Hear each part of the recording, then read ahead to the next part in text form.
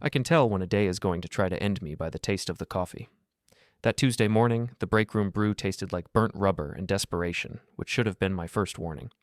But I was too busy watching Mallory through the glass wall of HR Conference Room B, watching her smile at Trent Kessler like he just told her the funniest joke in corporate history, my wife, my boss, and the man who'd been CC'd on every email that mattered for the past 3 months. "Graham, you coming?" Jules Mercer touched my elbow, her voice dropping to that conspiratorial register she used when spreading gossip or pretending to care. "They're starting the all hands." I dumped the coffee in the sink and followed her into the main conference space. The office had that open plan design that architects love and humans tolerate. Glass walls everywhere, exposed ductwork painted industrial gray, standing desks arranged in perfect rows like tombstones in a very modern cemetery. Sunlight streamed through the floor-to-ceiling windows, making everything look clean and honest. It was neither. I took my usual spot near the back, arms crossed, watching the performance begin. Darren Pike, our CEO, stood at the front with his rehearsed casual stance. Rolled sleeves, no tie, hands in pockets like he was just a regular guy who happened to own 43% of a $15 million company. "Great quarter, everyone," Darren said, his voice carrying that motivational speaker cadence that made my teeth ache. "Revenue up 18%, client retention at 94%, and we just closed the Baxter contract." Polite applause. I didn't join in. The Baxter contract had been my baby for 6 months. Vendor relationships, compliance frameworks, the entire operational backbone that made the deal possible. But when Darren mentioned it, his eyes went to Trent. Trent, who smiled and nodded like a man accepting credit for breathing. "Now, I want to turn things over to Mallory for some important updates on organizational alignment." My wife stood, smoothing her gray blazer, the expensive one I'd given her for our anniversary. She moved to the front with that practiced confidence, the kind that comes from knowing exactly how much power you have and exactly how to use it. "Thank you, Darren." Her voice was warm, professional, the voice she used when she wanted people to trust her. "As we continue to grow, we need to make sure our structure supports our mission. That means making some difficult decisions about roles, compensation, and, frankly, about who we need moving forward." The room shifted. People always shift when HR uses the word frankly. It's the corporate equivalent of, "I'm not racist, but..." Mallory's eyes found mine across the room. She smiled. "We'll be having individual conversations over the next few days. Please keep an open mind and remember that change is an opportunity for growth." She said it like she was offering enlightenment instead of layoffs. The meeting dissolved into nervous chatter. People scattered back to their desks, already calculating their survival odds. I stayed in place, watching Mallory laugh at something Trent whispered to her, watching his hand rest on the small of her back for just a moment. Casual, familiar, the kind of touch that speaks louder than words. Jules appeared beside me again. "Hey, you okay?" "Just tired," I said. "Well, get some rest. Word is Mallory's doing performance reviews this week, and you know how those go." She patted my arm and walked away, already pulling out her phone to text someone about whatever drama she'd just manufactured. I went back to my desk and tried to work, but my brain kept replaying that hand on Mallory's back. The way she'd leaned into it. The way Trent's smile had sharpened when he saw me watching. At 2:30, my calendar pinged. Emergency meeting, HR Conference Room B, 3 Coward PM. Attendees, Graham Holt, Mallory Holt, Trent Kessler. My stomach dropped. I showed up 5 minutes early. The glass room was empty when I walked in. Just me and my reflection in 6 different transparent walls. Everyone on the floor could see inside. That was the point. Mallory arrived first, carrying a leather portfolio and wearing her HR face, sympathetic but firm, like a doctor delivering bad news about something preventable. Trent followed, closing the door behind him with a soft click that felt louder than it should have. "Graham, thanks for making time." Mallory sat across from me, opening the portfolio with the careful precision of someone defusing a bomb. "I wanted to have this conversation sooner, but things have been hectic." "What conversation?" I kept my voice level, my hands flat on the table. She slid a paper across to me. I recognized the header immediately, salary adjustment form. My name at the top. A new number at the bottom that was roughly 10% of what I currently made. "We're restructuring operations," Mallory said, her tone rehearsed. "Unfortunately, your current role doesn't align with our strategic direction. We're offering you an opportunity to stay on in a reduced capacity, but the compensation reflects the scope change." I read the number again. $42,000. I currently made $420. This is a 90% pay cut. "It's an opportunity to remain part of the team during a transition period." She folded her hands like a guidance counselor explaining why I didn't make varsity. We value your contributions, Graham. We really do, but we need people who can adapt to new organizational structures. I looked at Trent. He was leaning back in his chair, one ankle crossed over his knee, watching me like he was waiting for me to cry or beg or flip the table. His smile was small but unmistakable. And if I don't sign? I asked. Then we'll need to find someone to replace you. Mallory's voice stayed gentle, but her eyes were cold. Someone who understands that alignment isn't optional. She pushed the paper closer. The entire floor could see us through the glass. Jules was at her desk, pretending not to watch. 3 people from accounting had slowed their walk past the room. This wasn't a private conversation. I need 24 hours, I said. Mallory blinked. Graham, 24 hours to review the terms and consult with my attorney. That's reasonable, right? Or are we skipping the legal niceties today? Trent's smile faltered. Mallory's jaw tightened, but she nodded once. Of course. We'll follow all proper procedures. She stood, closing the portfolio like she was sealing a coffin. But I'd encourage you not to overthink this. Sometimes the best decision is the one that causes the least disruption. She walked out first. Trent lingered, leaning down so only I could hear him. Just take the deal, man. Don't make this harder than it has to be. He patted my shoulder, condescending, victorious, and left. I sat alone in the glass room for another 5 minutes, counting my breaths, feeling the weight of 37 pairs of eyes on me through transparent walls. When I finally stood and walked back to my desk, the office went quiet. That special kind of quiet that happens when everyone knows something terrible just happened, but nobody wants to acknowledge it.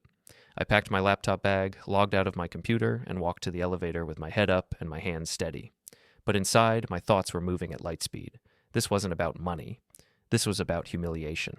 About showing everyone that Graham Holt could be discarded. About making me so small that nobody would question it when I disappeared. I sat in my car in the parking structure for 20 minutes, hands on the steering wheel, staring at nothing.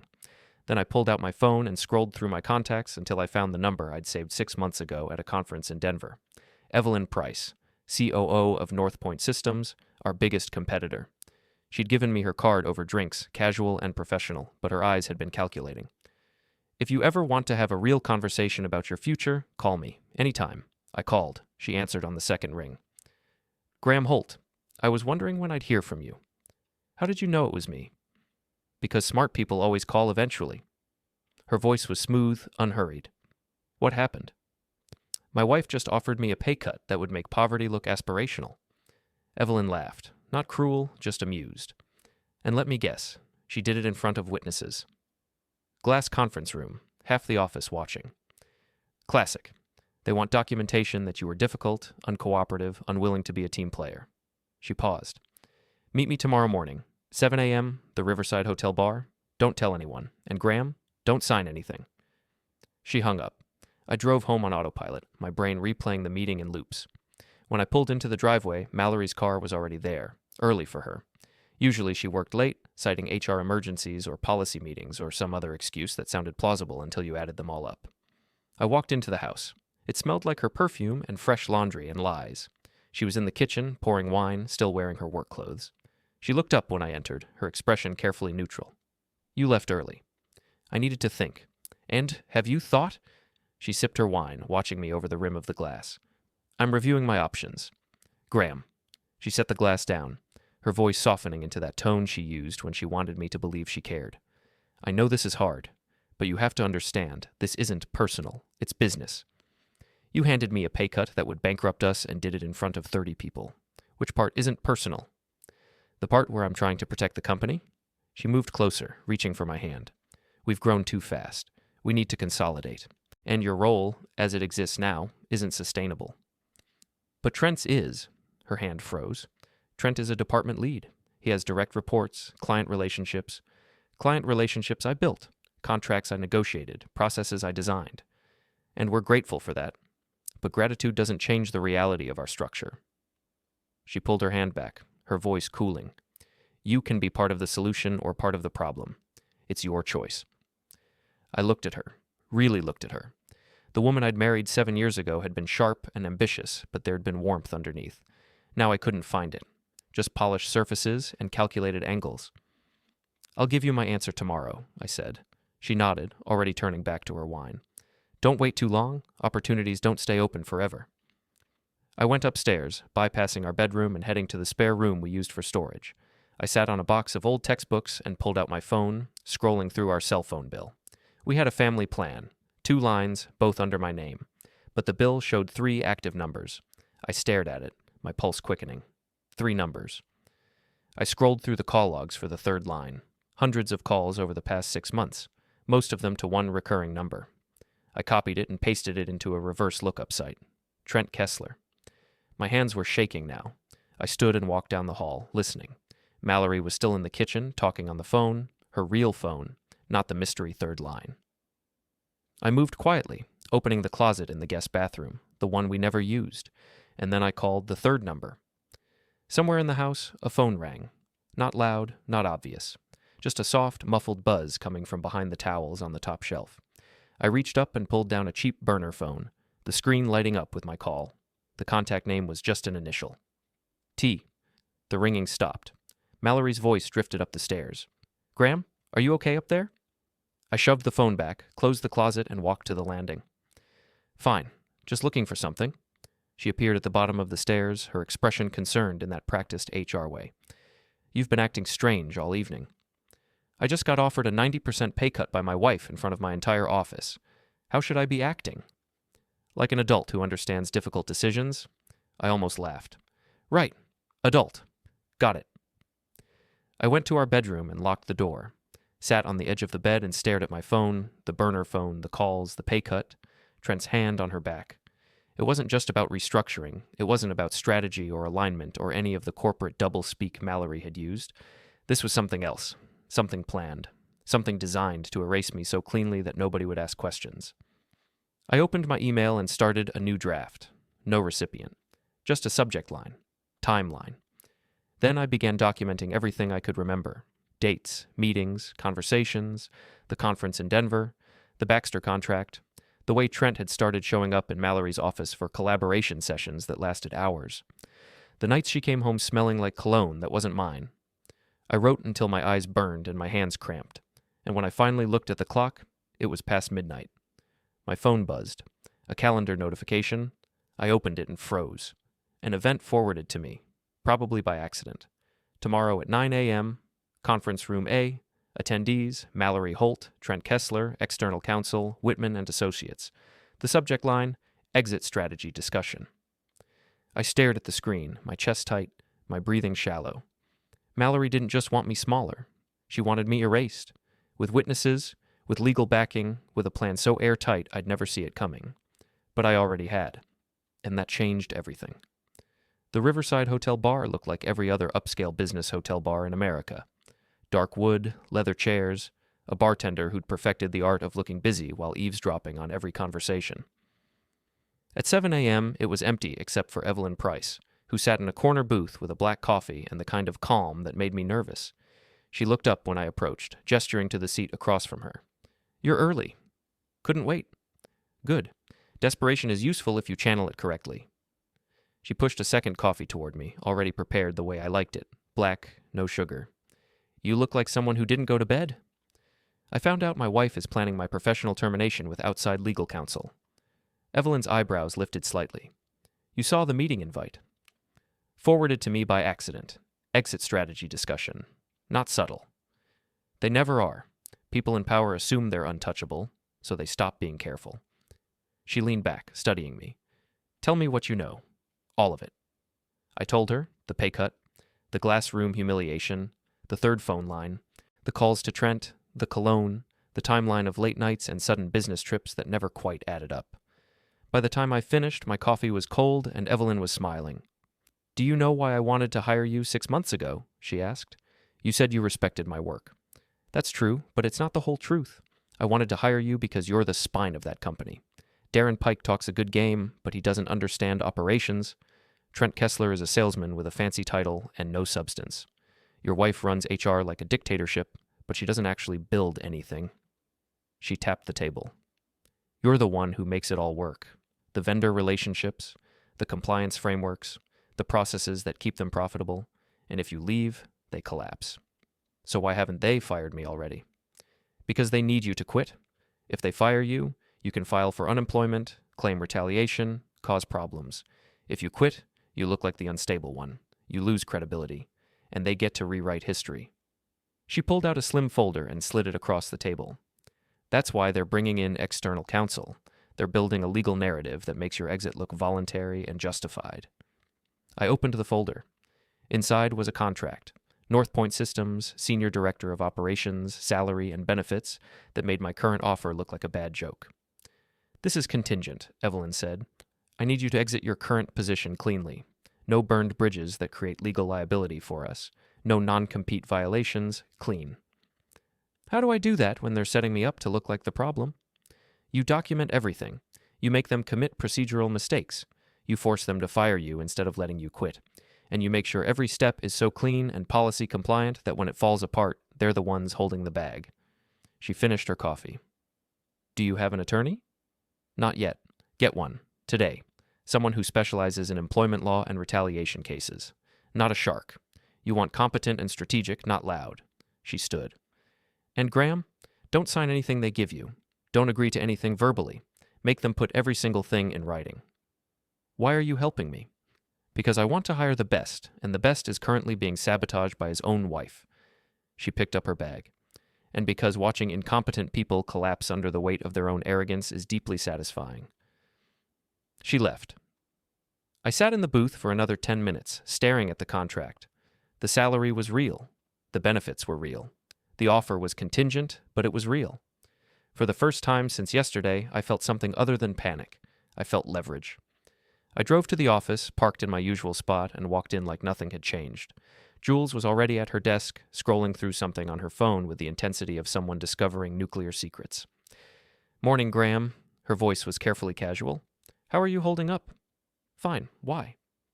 Oh, people are talking. About yesterday. She glanced toward HR conference room B like it was a crime scene. Mallory's been in meetings all morning, with Trent and some guy in a suit. External counsel. Right on schedule. Good for her, I said and kept walking. At my desk, I opened my laptop and started a very specific task, documenting every project I'd worked on for the past 18 months, every contract I'd negotiated, every vendor relationship I'd built, every compliance framework I'd designed. I saved everything to an external drive, backed it up to a cloud account they didn't control, and printed hard copies of key emails. At 10:30, my calendar pinged. Meeting request from Mallory. Subject, performance documentation review. Time, 11:00 a.m.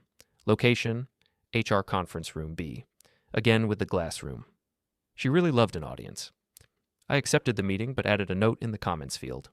Per company policy, I request written documentation of all performance concerns at least 24 hours prior to any formal review meeting. Please provide or reschedule. The response came back in 2 minutes. This is an informal conversation. Documentation will be provided as appropriate. I replied immediately. Company Handbook Section 4.7 requires advance notice for performance reviews, formal or informal. Please confirm compliance or reschedule. 3 minutes later, the meeting was canceled. Jules swung by my desk at 11:15. Did you just policy lawyer Mallory? I just asked for documentation. Graham. She lowered her voice. People are saying you're being difficult, that you're not being a team player. Who's saying that? Mallory, Trent. Darren had a conversation with department leads this morning about organizational alignment and letting go of people who resist change. She looked genuinely worried. I'm just saying, maybe pick your battles. Thanks for the heads up, Jules. She walked away, already texting someone. I spent the rest of the day doing my job, responding to vendor emails, updating project timelines, reviewing compliance reports, normal work, documented work, the kind of work that would be very obvious if it suddenly stopped happening. At 3 p.m., I got a text from an unknown number. This is Naomi Kessler, Trent's wife. We need to talk. My heart kicked. I stepped outside into the parking structure and called the number. She answered immediately. Don't say anything at your office. Are you free tonight? Yes. Riverside Diner, 7 p.m. Come alone. She hung up.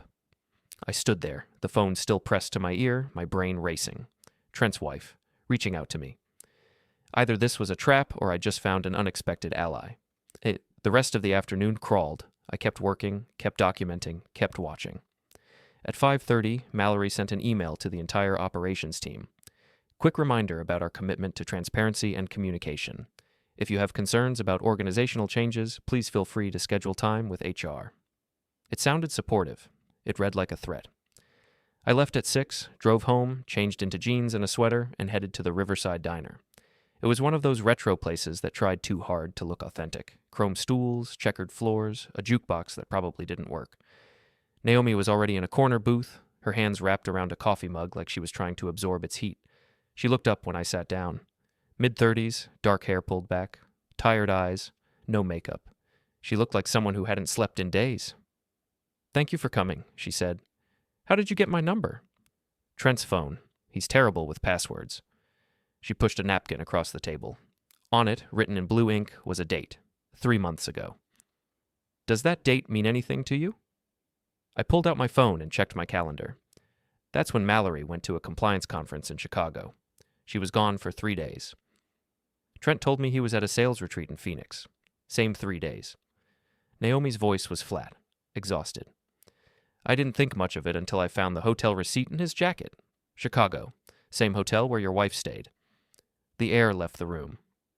"I've been noticing things," Naomi continued. "Late meetings, weird hours. He's been distracted, secretive. And then yesterday, I overheard him on the phone with someone talking about getting rid of the problem. I thought he meant a client. But then he said your name. What exactly did he say?"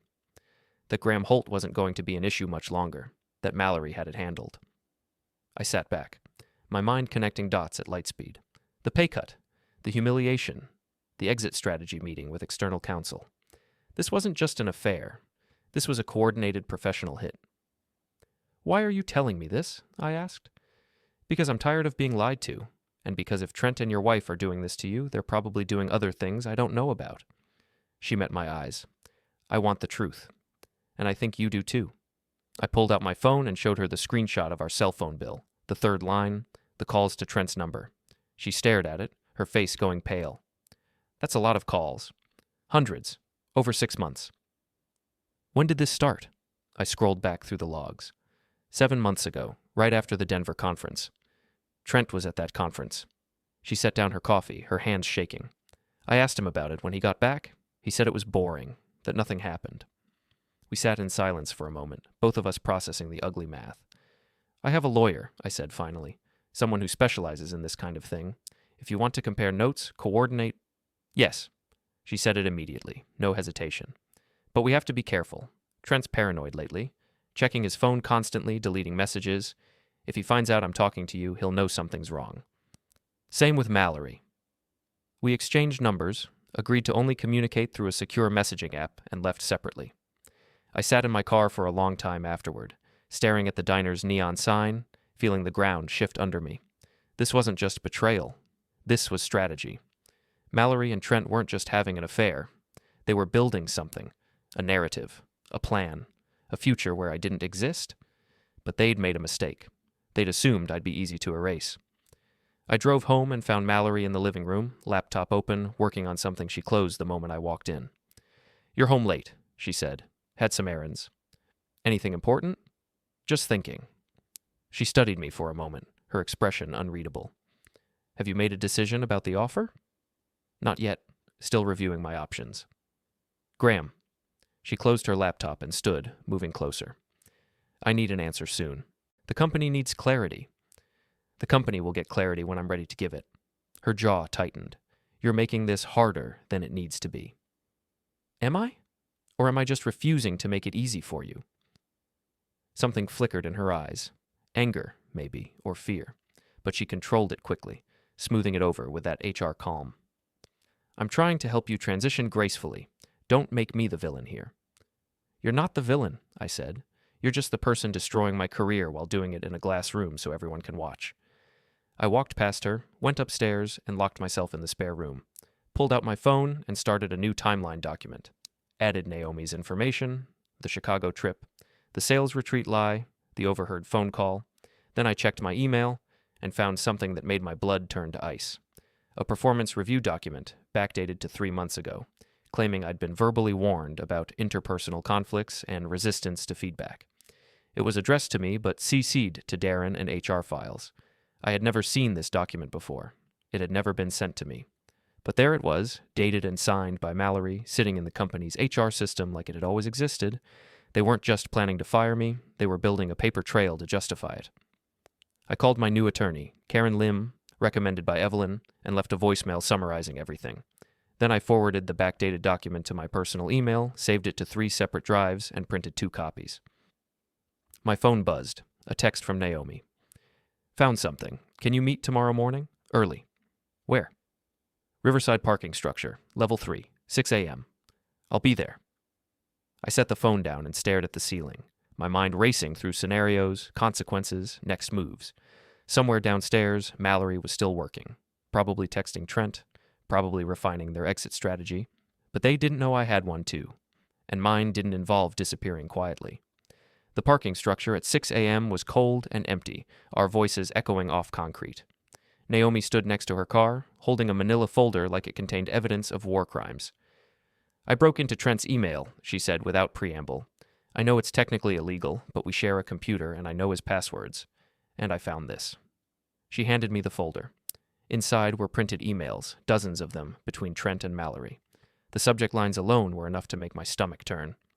Graham situation, timeline. Exit planning, need legal review. Compensation adjustment approval. Post-separation narrative. I flipped through them, my hands steady but my insides churning. They'd been planning this for months. Every meeting, every late night, every glass room humiliation. It was all coordinated, documented, strategized. One email from Mallory to Trent, dated 6 weeks ago. Once G signs the adjustment or resigns, we're clear. Darren approved the restructure. Your promotion is locked and pending his exit. Just need to make sure the narrative holds. Trent's response. What if he fights it? Mallory. He won't. He never does. And if he tries, we have documentation. The performance issues are already filed. They're installing Trent in your position, Naomi said quietly. That's what this is about. They want you out so Trent can take over operations. With Mallory's HR protection and Darren's approval.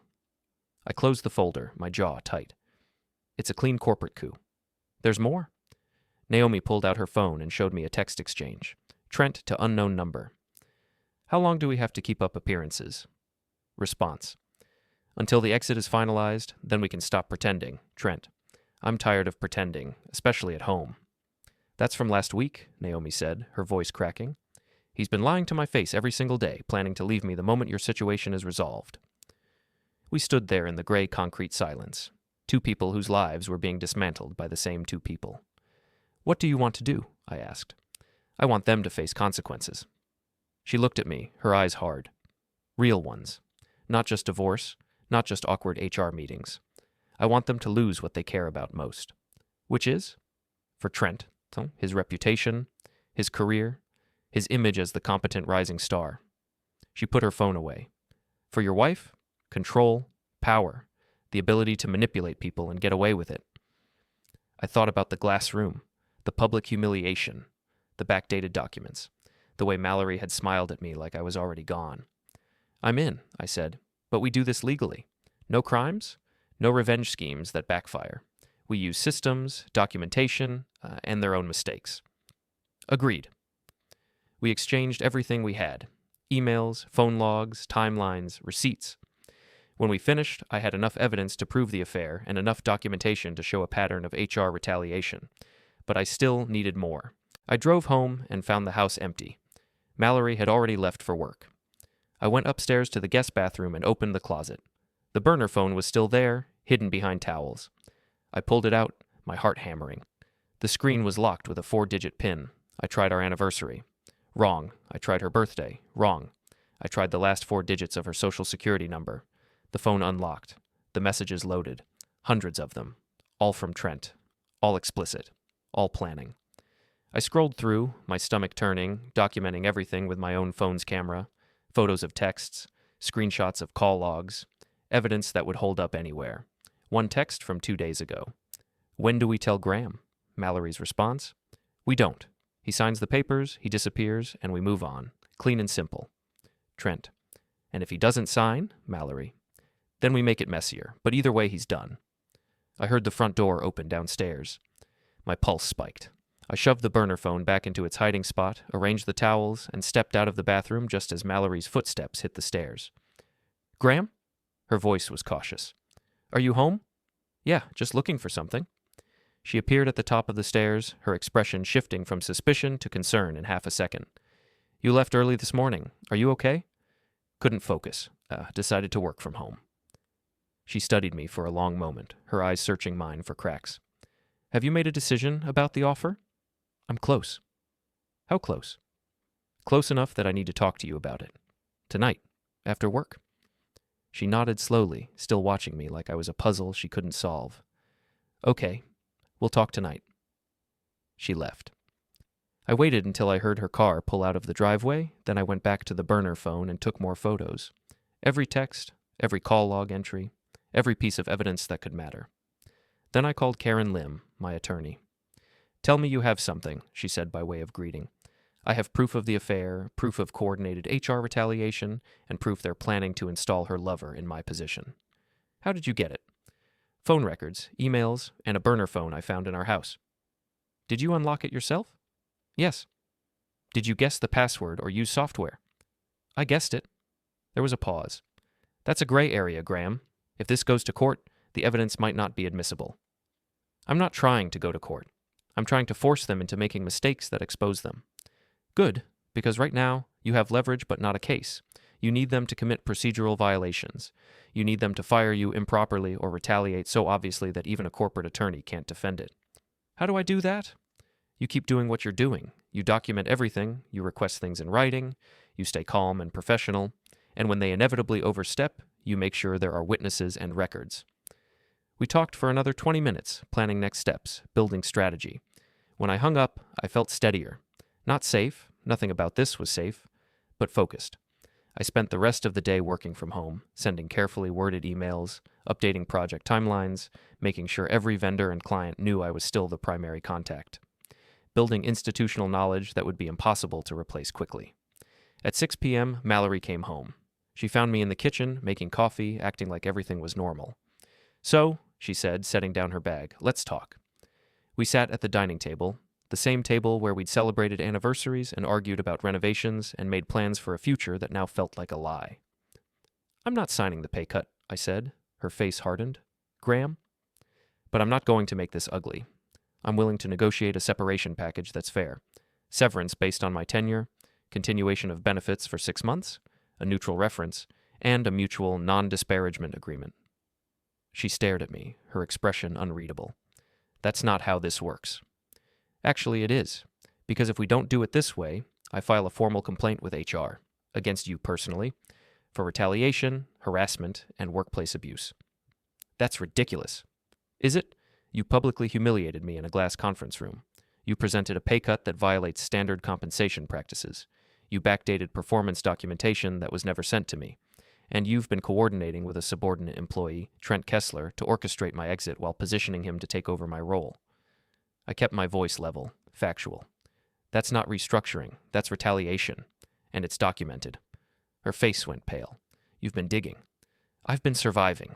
She stood abruptly, pacing to the window. "You have no idea what you're doing."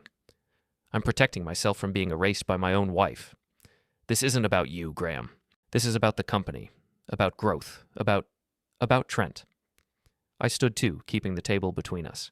"This is about installing him in my position so you two can move forward without me in the way." She turned, her expression shifting from defensive to cold. "You're paranoid." "Am I? Because I have phone records that suggest otherwise." Her eyes narrowed. "What phone records?" "The third line on our family plan. The one with hundreds of calls to Trent Kessler over the past 6 months. The one you've been using to coordinate everything from late-night meetings to exit strategies." She didn't deny it. She didn't defend it. She just stared at me with something that looked like rage mixed with fear. "How long have you been planning this?" I asked. "Planning what?" "Getting rid of me, not just at work, everywhere." She laughed, bitter, sharp. "You think you're so important, Graham. You think the company will collapse without you." "I don't think that. I know it, because I built the systems that keep you functional. And when I leave, all of that goes with me." "Then leave." She moved closer, her voice dropping to something venomous. "Take your systems and your wounded pride and leave. But don't pretend you're some kind of victim. You've been coasting for years, hiding behind competence while refusing to grow. And you've been planning to replace me with your affair partner while pretending it's about corporate strategy. The words hung in the air like smoke. She didn't deny it. Instead, she reached for her phone and texted someone. 30 seconds later, car headlights swept across the driveway. Trent. He walked in without knocking, moving straight to Mallory's side like he owned the place. He looked at me with something between pity and contempt. Mallory said you were being difficult. Mallory said a lot of things. I kept my voice calm, my body relaxed. But the truth is simpler. You two want me gone, and you're using corporate processes to make it happen. Congratulations, it's very efficient. Graham, man, this doesn't have to be ugly. It's already ugly, Trent. You're standing in my house, playing hero for the woman I married while plotting to take over my job.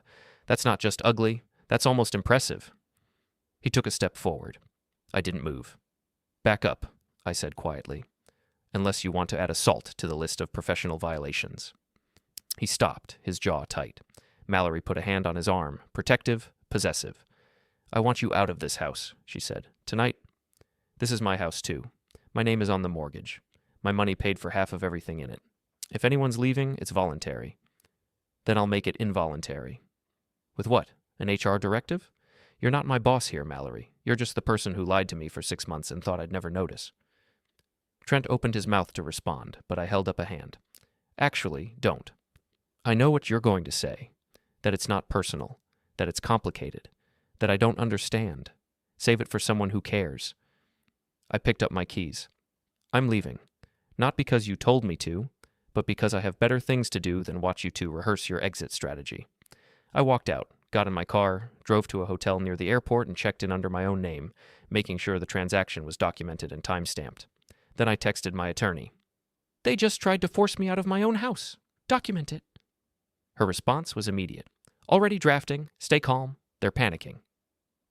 I sat on the hotel bed, staring at the bland corporate art on the wall, feeling the weight of everything shift. They'd made a mistake. They'd pushed too hard, too fast, and now they'd left evidence everywhere, and I was going to use every piece of it. My phone buzzed. An email notification. From Mallory, sent to my personal email instead of work. Subject, final offer. I opened it. Graham, I'm offering you one last opportunity to accept the compensation adjustment and transition gracefully. If you refuse, I'll have no choice but to initiate formal termination proceedings based on documented performance issues and workplace conduct concerns. This is your final warning. You have until tomorrow at 5 p.m. to respond. Mallory. I read it 3 times, my brain cataloging every mistake. She'd used my personal email, creating a record outside company systems. She'd referenced documented performance issues that didn't exist.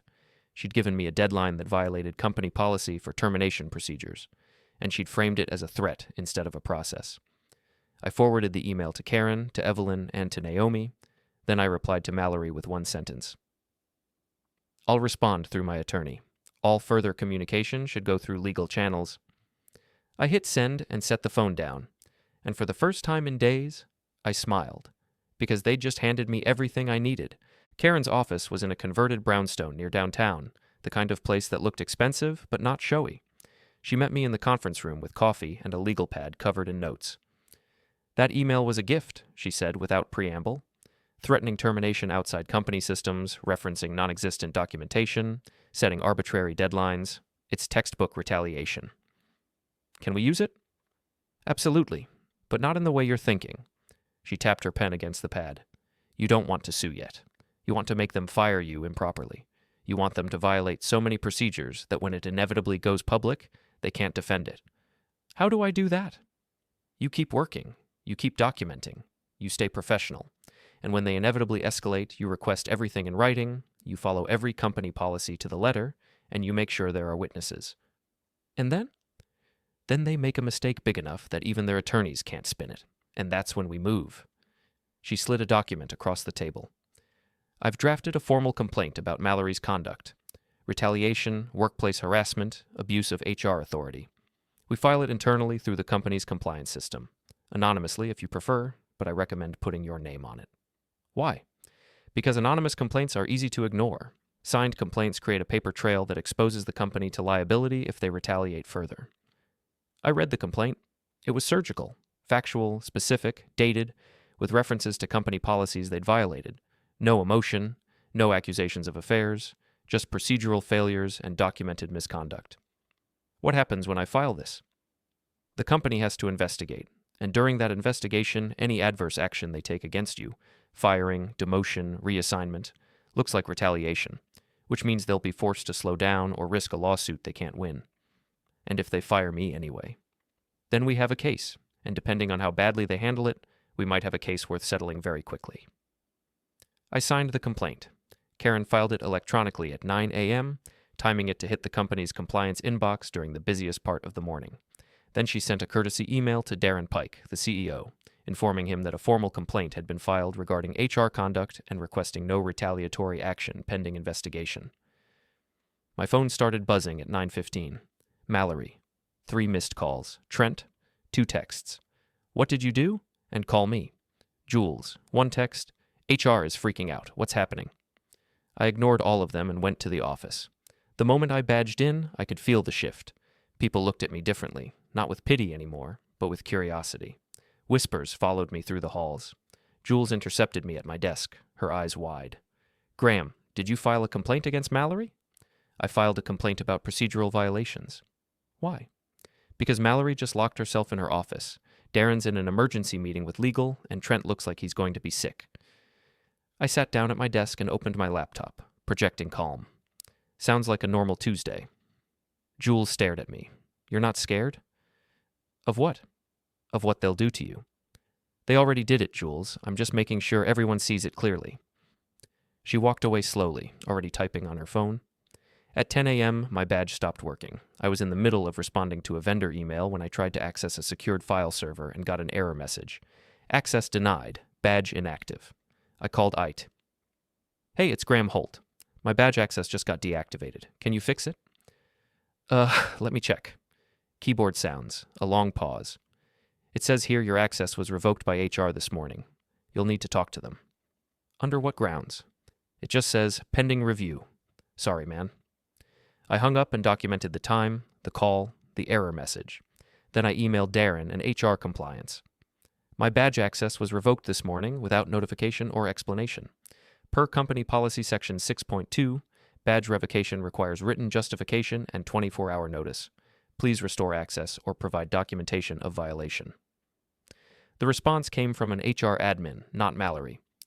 Your access is temporarily suspended pending resolution of an internal matter. We'll update you shortly. I replied immediately. Please clarify which internal matter, provide estimated timeline for resolution, and confirm the suspension complies with section 6.2 of the Employee Handbook. No response. At 11 a.m., I tried to badge into a conference room for a scheduled vendor call. The door stayed locked. Red light. Badge inactive. People noticed. 3 employees stopped and stared. Jules rushed over. Graham, what's happening? My badge is deactivated. HR won't explain why. They can't just do that, can they? Not without documentation. But they did it anyway.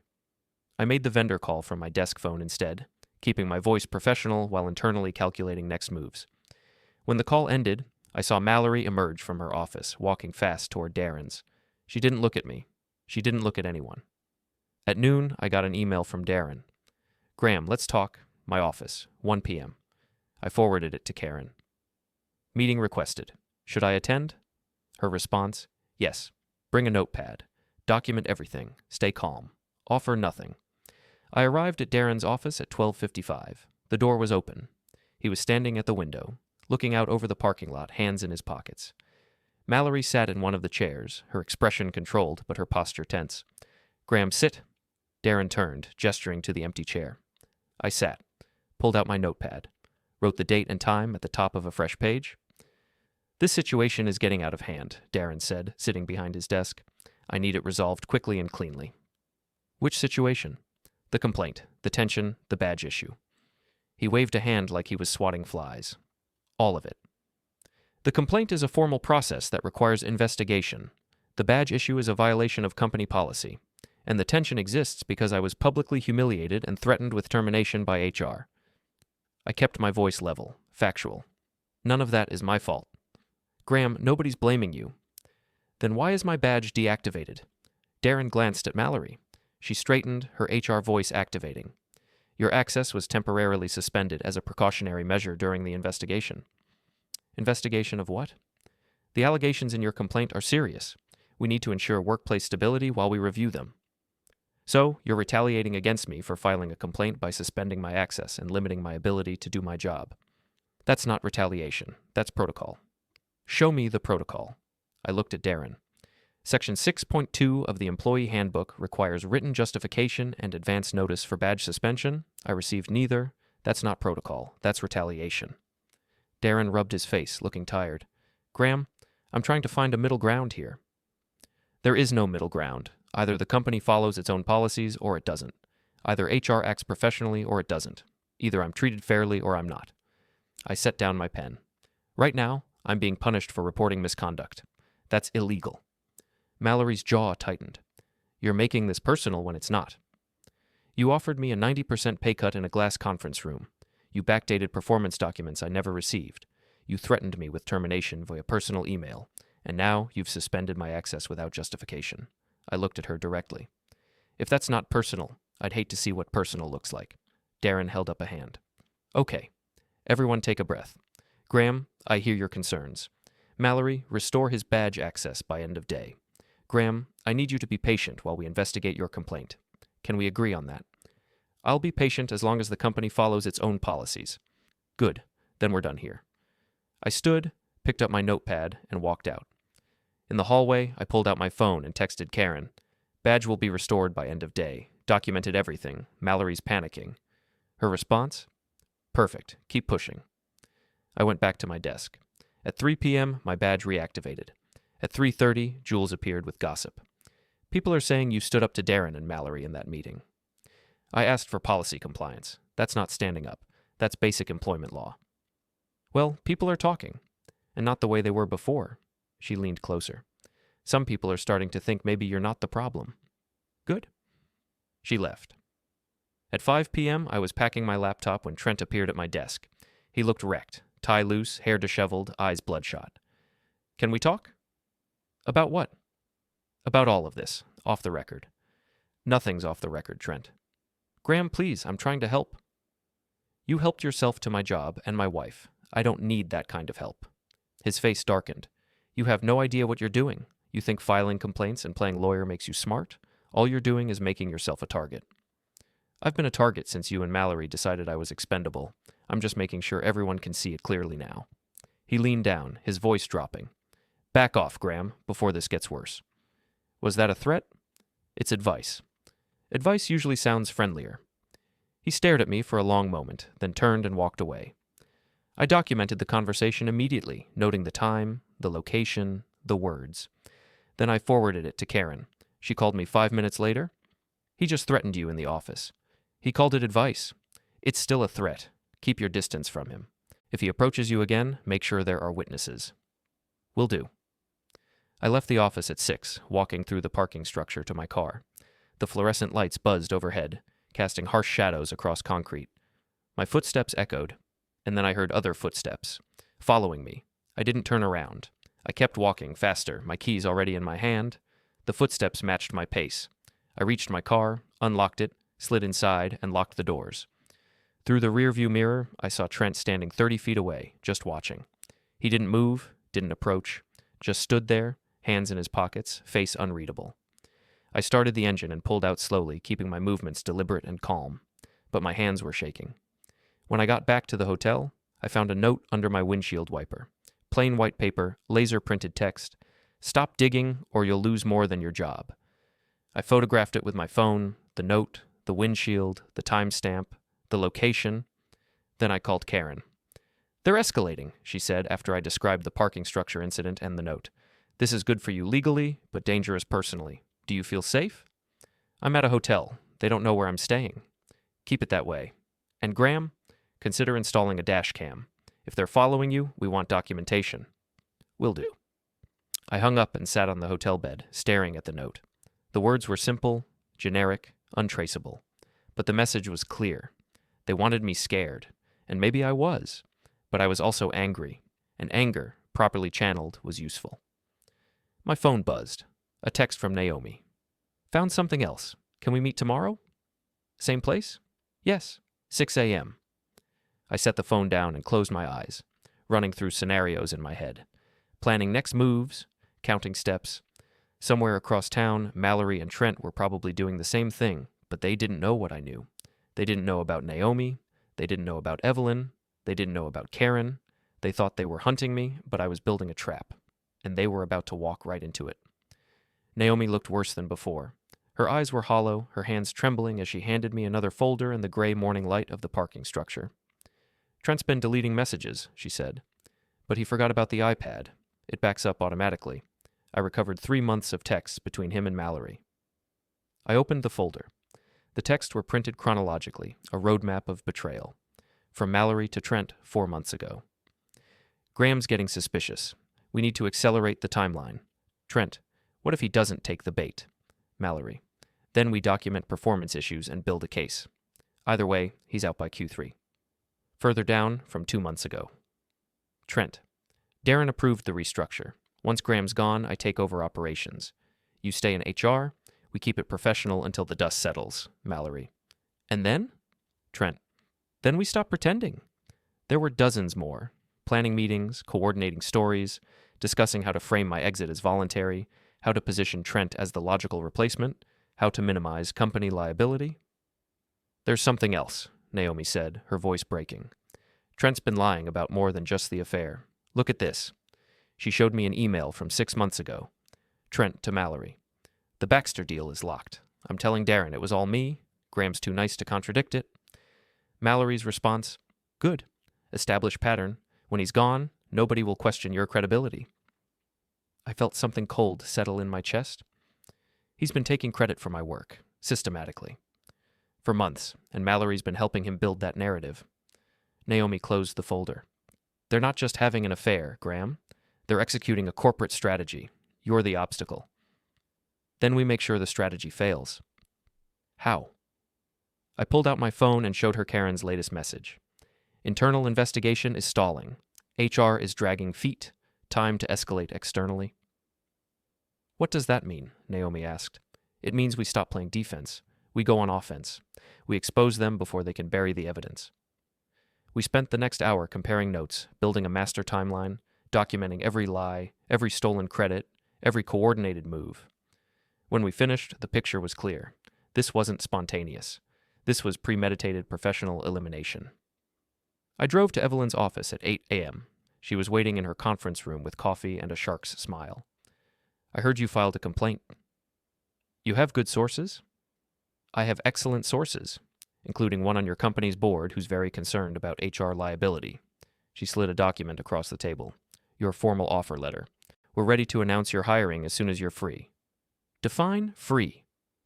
Either they fire you cleanly, or you negotiate an exit that doesn't trigger your non-compete.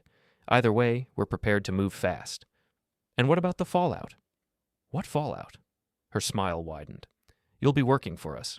They'll be answering questions about why their HR director orchestrated retaliation against a key employee while having an affair with his replacement.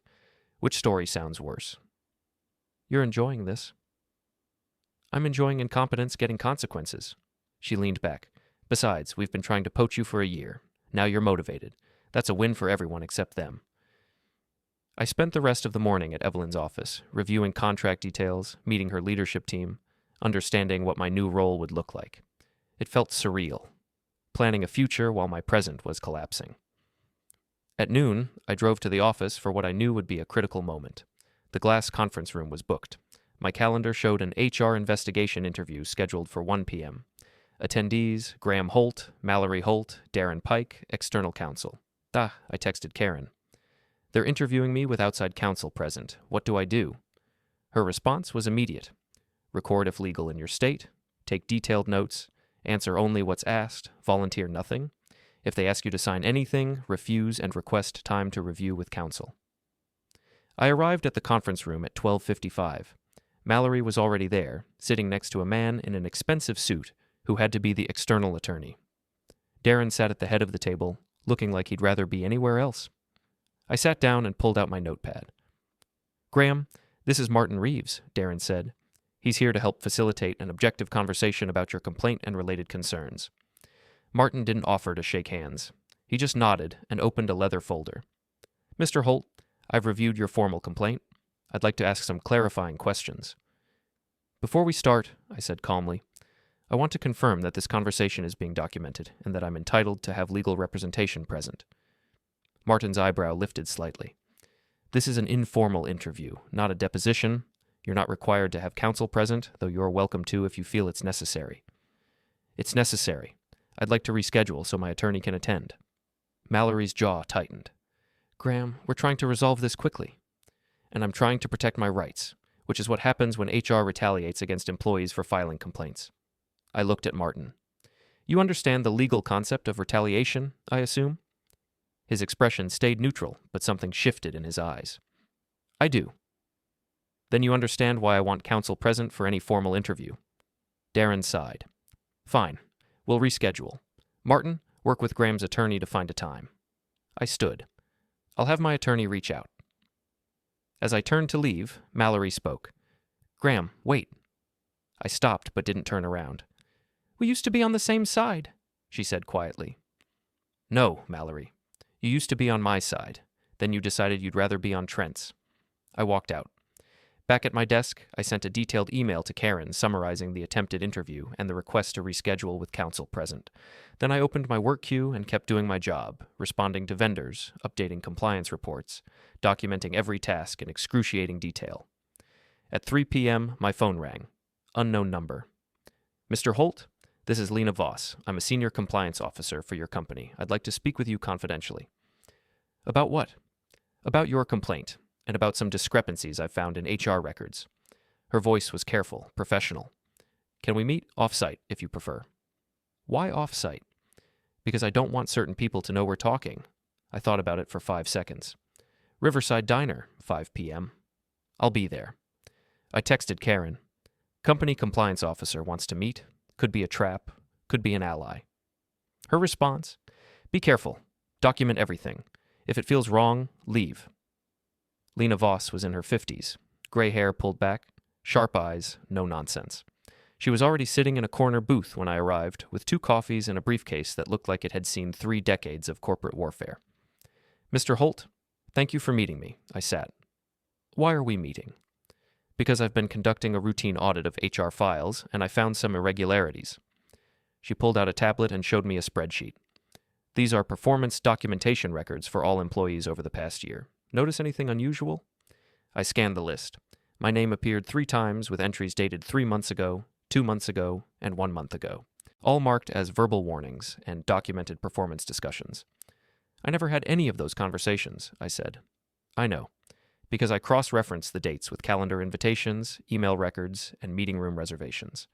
On 2 of those dates, you were off-site with clients. On the 3rd, Mallory was out of the office entirely. She took a sip of coffee. Someone created these entries after the fact. Mallory. That's my working theory, but I need more evidence before I can escalate this formally. She leaned forward. Your complaint opened a door. It gave me justification to dig deeper, and the more I dig, the worse it looks. How bad are we talking? Bad enough that if this goes public, the company faces serious liability, falsified HR records, retaliation, possible fraud if these documents were used to justify termination or reduced compensation. She closed the tablet. I want to help you, Mr. Holt, but I need you to keep pushing, keep requesting documentation, keep making them respond in writing, because every time they lie or fabricate something, they create evidence I can use. And if they come after you? I've been doing this for 30 years. I know how to protect myself. She stood, handing me a card. If you find anything else, emails, texts, recordings, send them to me directly, not through company systems. She left. I sat there for a long time, thinking about what she'd said. Mallory wasn't just retaliating. She was fabricating documentation, creating false records, lying in official systems. That wasn't HR misconduct, that was fraud. I called Karen and told her everything. Her response was immediate and sharp. This changes everything. If we can prove she falsified records, we're not talking about a settlement anymore. We're talking about termination for cause, possible criminal charges, and a lawsuit the company won't want to fight. How do we prove it? Lena just handed you the proof.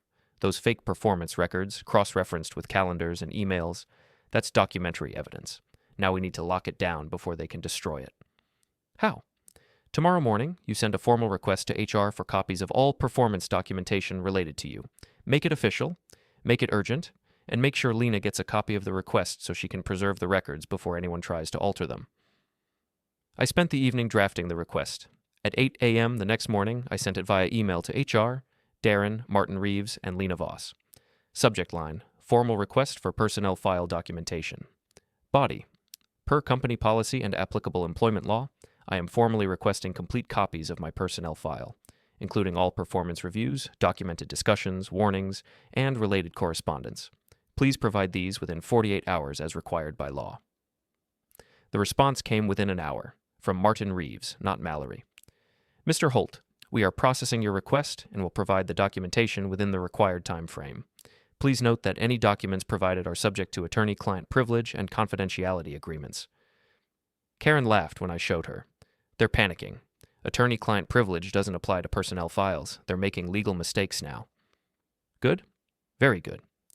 That afternoon, I received a package via courier. Inside were copies of my personnel file. 30 pages of documentation, including the 3 verbal warning entries that Lena had flagged. I read through them carefully. The entries were detailed, specific, citing meetings that never happened, conversations that never occurred, performance issues that didn't exist, and at the bottom of each entry, in small print, documented by M. Holt, HR Director. Mallory's signature was electronic, but the entries were dated and time-stamped. I photographed every page, sent copies to Karen and Lena, and stored originals in a safe deposit box. Then I waited, because now we had proof, and proof meant leverage, and leverage meant control. At 6 p.m., my phone rang. Mallory. We need to talk. Through my attorney. Graham, please, this is getting out of control. You made it out of control when you fabricated performance records to justify destroying my career. Silence. Then, I don't know what you're talking about. Yes, you do, and so does compliance, and so does my attorney, and soon, so will everyone else. I hung up. My phone rang again immediately. I ignored it. An hour later, I got a text from Naomi. Trent's freaking out. He keeps saying they need to fix this before it explodes. What did you do? I asked for my personnel file. They gave me fake records. Now they're panicking. Good. Let them panic. That night, I couldn't wait. I drove back to the hotel and sat in my car in the parking structure, replaying everything in my head, the glass room, the burner phone, the fake records, the threats. And then I noticed something. A car, 3 spaces down, with someone sitting in the driver's seat, watching me. I pulled out my phone and took a photo, zooming in. The face was partially obscured, but I could see enough. Trent. He'd followed me to the hotel. I texted Karen immediately. Trent followed me. He's in the parking structure outside my hotel. Do I call the authorities? Her response: document first. Take photos. Note time and location. If he approaches you, record the interaction if legal in your state. If you feel unsafe, call authorities immediately. I took more photos, documented the car's license plate, noted the time. And then I did something I probably shouldn't have. I got out of my car and walked toward his. He saw me coming. I watched him debate whether to drive away or stay. He stayed. I stopped 10 feet from his car. He rolled down the window. Following me now, Trent? I wanted to talk. So you followed me to a hotel and sat in a parking structure? That's not talking. That's stalking. Graham, you're making a huge mistake. Mallory's trying to be reasonable, but you keep pushing. Mallory falsified HR records. That's not reasonable. That's a crime. His face went pale. You don't know what you're talking about. I have copies of fake performance documentation backdated to meetings that never happened, cross-referenced with calendars that prove I wasn't even in the office. That's fraud, Trent, and you're complicit. I didn't. You took credit for my work. You coordinated with Mallory to build a false narrative. You threatened me in the office, and now you're following me to a hotel. I pulled out my phone. Smile. I'm documenting all of this. He started his car. You're going to regret this. Probably, but so are you. He drove off, tires squealing. I stood there for a long moment, adrenaline surging, my hands shaking. Then I called Karen and told her everything. He just threatened you again, and you have photos of him stalking you. That's enough for a restraining order if we want to push it. Not yet. I want to save it for when it matters most. Your call. But Graham, be careful. Desperate people do stupid things. I went inside, locked the hotel room door, and set my phone to record audio, just in case. But the night passed without incident, and in the morning, I got an email from Lena Voss. Mr. Holt, I've completed my preliminary audit. I'm recommending a full investigation into HR practices, specifically related to documentation integrity and retaliation protocols. This will be formally presented to the board next week. You should prepare for potential escalation. I forwarded the email to Karen with one word. Now? Her response, now. Karen's strategy was simple. Let them make the next move while we controlled the narrative. The board presentation was scheduled for the following Tuesday. That gave us 5 days to prepare. 5 days for Mallory and Trent to panic. 5 days for mistakes to compound. But Mallory didn't wait 5 days. She came to the hotel. I don't know how she found out where I was staying. Maybe she tracked my credit card. Maybe she followed me. Maybe Trent told her after his parking structure surveillance mission. But at 8 p.m. on Friday night, there was a knock on my hotel room door, and when I looked through the peephole, I saw my wife standing in the hallway. I opened the door but didn't invite her in. How did you find me? Does it matter? She looked exhausted. Dark circles under her eyes, hair less perfect than usual, her blazer wrinkled. Can I come in? I don't want to have this conversation in a hotel hallway. I stepped aside. She walked in, looked around at the generic corporate furniture, the open laptop on the desk, the evidence folders stacked neatly on the table. You've been busy, she said, gesturing at the folders. So have you. Falsifying HR records takes effort. She flinched but didn't deny it. Instead, she sat on the edge of the bed, her hands folded in her lap, looking smaller than I'd seen her in years. I didn't come here to fight, she said quietly. Then why did you come? To ask you to stop, to give us a chance to fix this without destroying everything. I laughed, bitter, sharp. You want me to stop? You humiliated me in front of the entire office. You tried to force me out with a pay cut that would have bankrupted us. You fabricated performance records to justify it. You're having an affair with the man you're installing in my position, and now you want me to stop? It's not that simple. It's exactly that simple, Mallory. You made choices. Now you're facing consequences. She looked up at me, and for a moment I saw something that might have been genuine emotion. Fear, maybe, or regret. But it passed quickly, replaced by that HR mask. If you go forward with this, you'll destroy my career. You'll destroy Trent's career. You'll probably damage the company so badly that Darren has to shut down entire departments. She stood, moving closer. Is that really what you want? Scorched earth? What I want is accountability. What I want is for you to face the same humiliation you gave me. What I want is for everyone to see what you really are. And what am I, Graham? Tell me. A liar. A manipulator. Someone who weaponizes HR policies to eliminate anyone who gets in your way. I kept my voice level, controlled.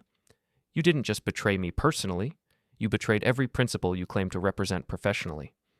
Her face hardened. I did what I had to do to protect the company's future. No, you did what you wanted to do to protect your affair and your ambition. There's a difference. She moved to the door, her hand on the handle, then turned back. I'm offering you one last deal. Drop the complaint, accept a fair severance package, sign a mutual non-disparagement agreement, and we all move on. What's the severance? 6 months' salary, benefits continuation, neutral reference, clean exit. And in exchange, you and Trent face no consequences for fraud, retaliation, and career sabotage. In exchange, we avoid a legal battle that costs everyone time, money, and reputation. She pulled an envelope from her bag and set it on the desk. The offer's in writing. You have until Monday morning to decide. I don't need until Monday. The answer is no. Graham? No. I'm not letting you buy your way out of this.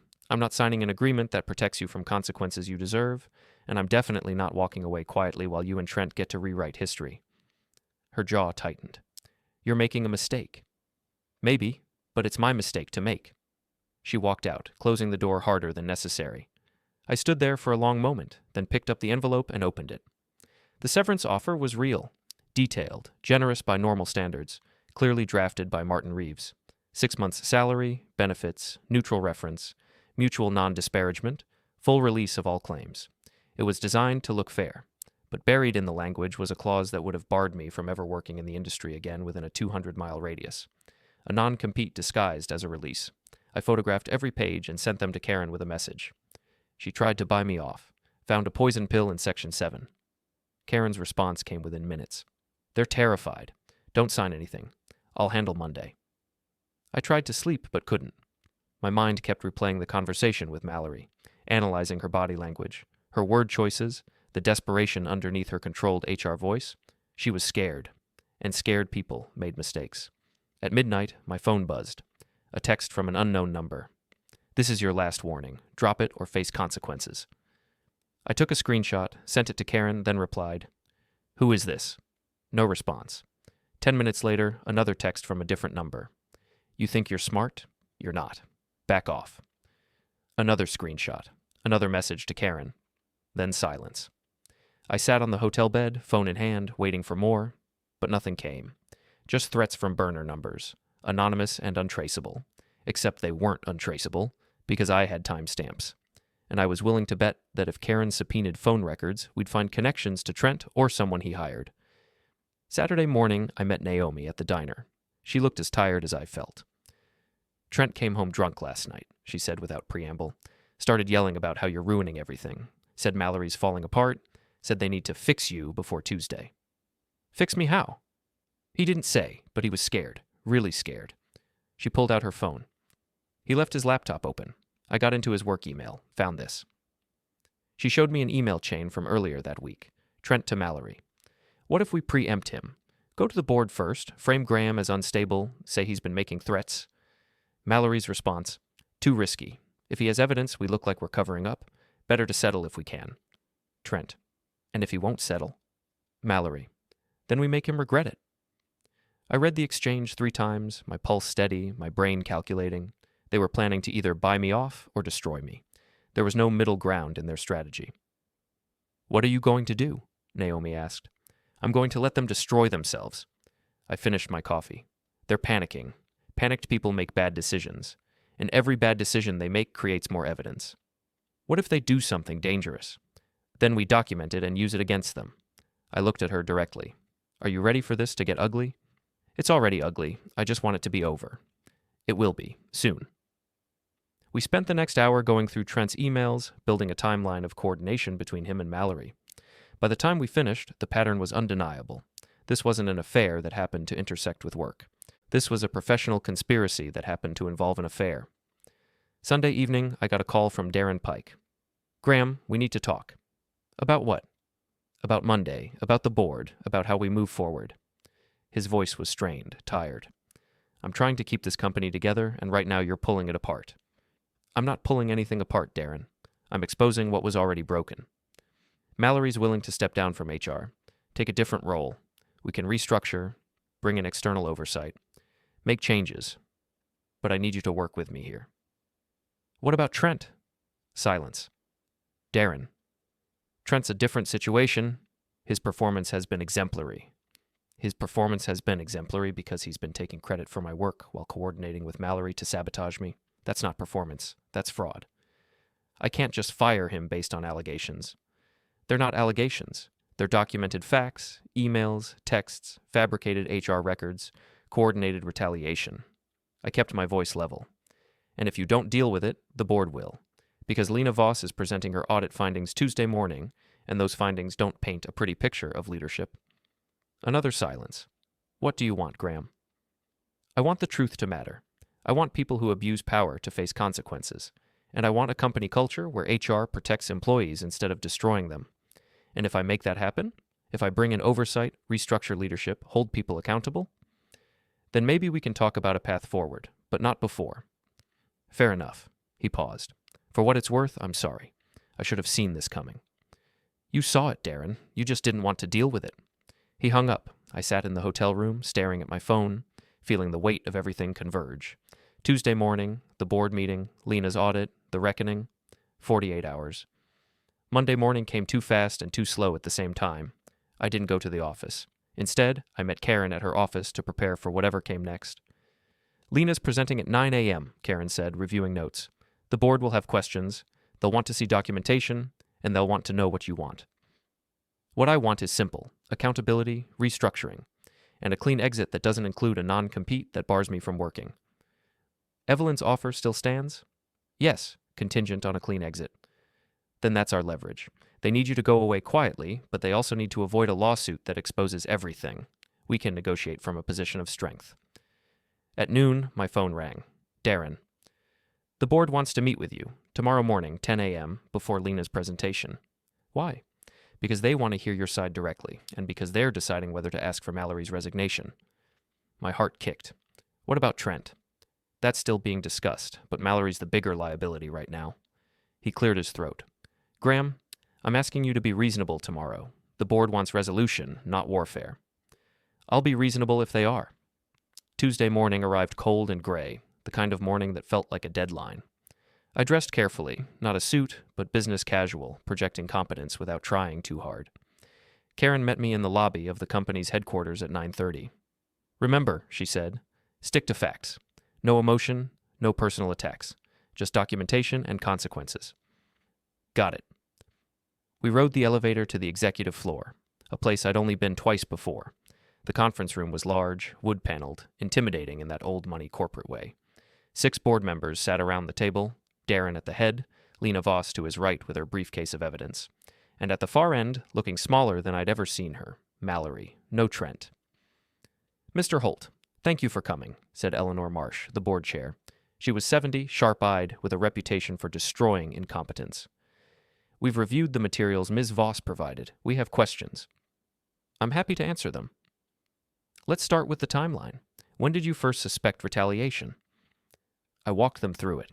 The glass room humiliation, the backdated performance records, the coordinated messaging between Mallory and Trent, the third phone line, the threats. I kept my voice level, my facts clear, my documentation ready. When I finished, Eleanor looked at Mallory.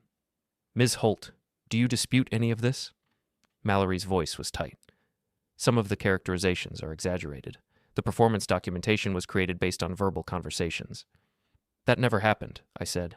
I have calendar records proving I wasn't in the office on 2 of the 3 dates those conversations allegedly occurred. Eleanor raised a hand. Ms. Voss, your findings? Lena opened her briefcase and distributed packets to each board member. My audit found systemic irregularities in HR documentation practices.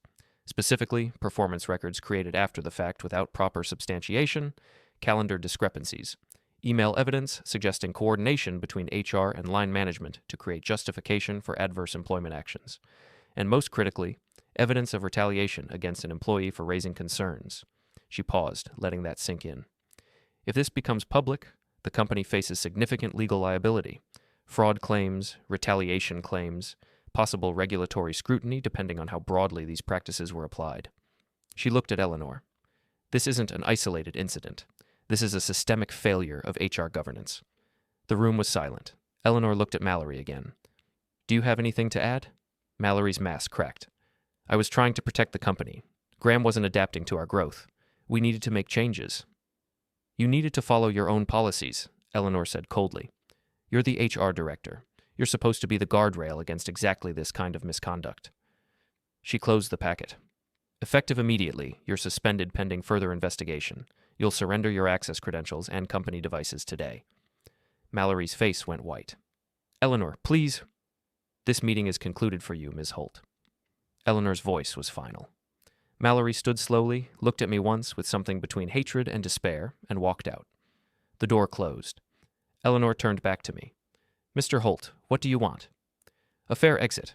No non-compete restrictions, neutral references, and assurance that the practices Ms. Voss identified will be corrected. And in exchange? No lawsuit, no public statements, clean separation. Eleanor looked at the other board members. They nodded one by one. We can agree to that. We'll have terms drafted by end of day. She paused. And Mr. Holt, I'm sorry. This should never have happened. Thank you. Karen and I left the building at 11 a.m. We stood in the parking structure, and for the first time in weeks, I felt like I could breathe. It's not over, Karen said.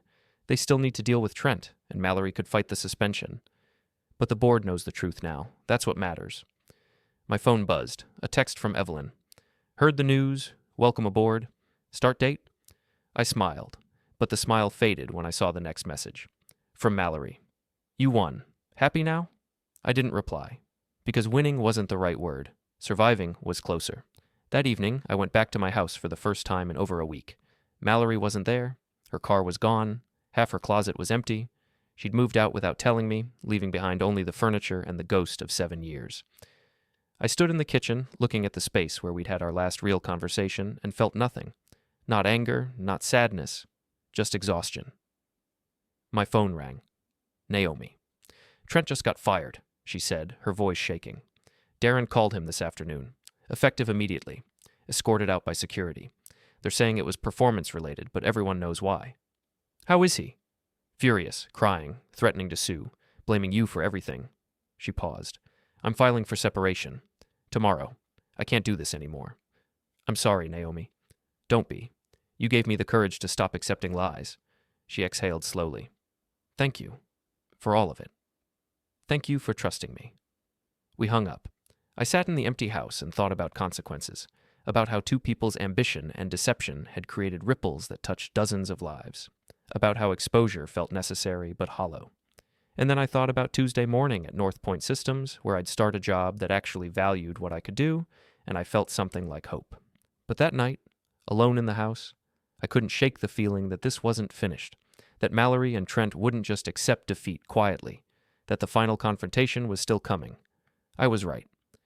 Wednesday morning, I was packing up my home office when my phone rang. Karen, her voice tight. We have a problem. What kind of problem? Mallory filed a counter-complaint. She's claiming you harassed her, created a hostile work environment, and engaged in retaliatory conduct. She's asking for a restraining order. My stomach dropped. That's insane. I have documentation. I know, but she has an attorney now, an aggressive one, and they're trying to flip the narrative before the board makes a final decision on her termination. Karen's keyboard clicked in the background. We need to meet. Today. Can you come to my office at 2? I'll be there. I hung up and stared at the wall, my brain racing. This was the play I'd been waiting for, the desperate last move of someone with nothing left to lose. But it was still dangerous, because even a false accusation could create doubt, could muddy waters that were finally clear. At 2 p.m., I sat in Karen's conference room with her and Evelyn, who'd driven over as soon as she heard. Walk me through the counter-complaint, Evelyn said, all business. Karen slid the document across the table. I read through it, my anger building with every paragraph. Mallory claimed I'd made threatening statements in private conversations, followed her to her car on multiple occasions, sent harassing emails and texts, created a hostile work environment through intimidation, engaged in a campaign of retaliation after being offered a reasonable accommodation to my role. It was all lies. But they were specific lies, detailed lies, the kind that could create reasonable doubt if she sold them well enough. How do we fight this? I asked. Documentation, Karen said.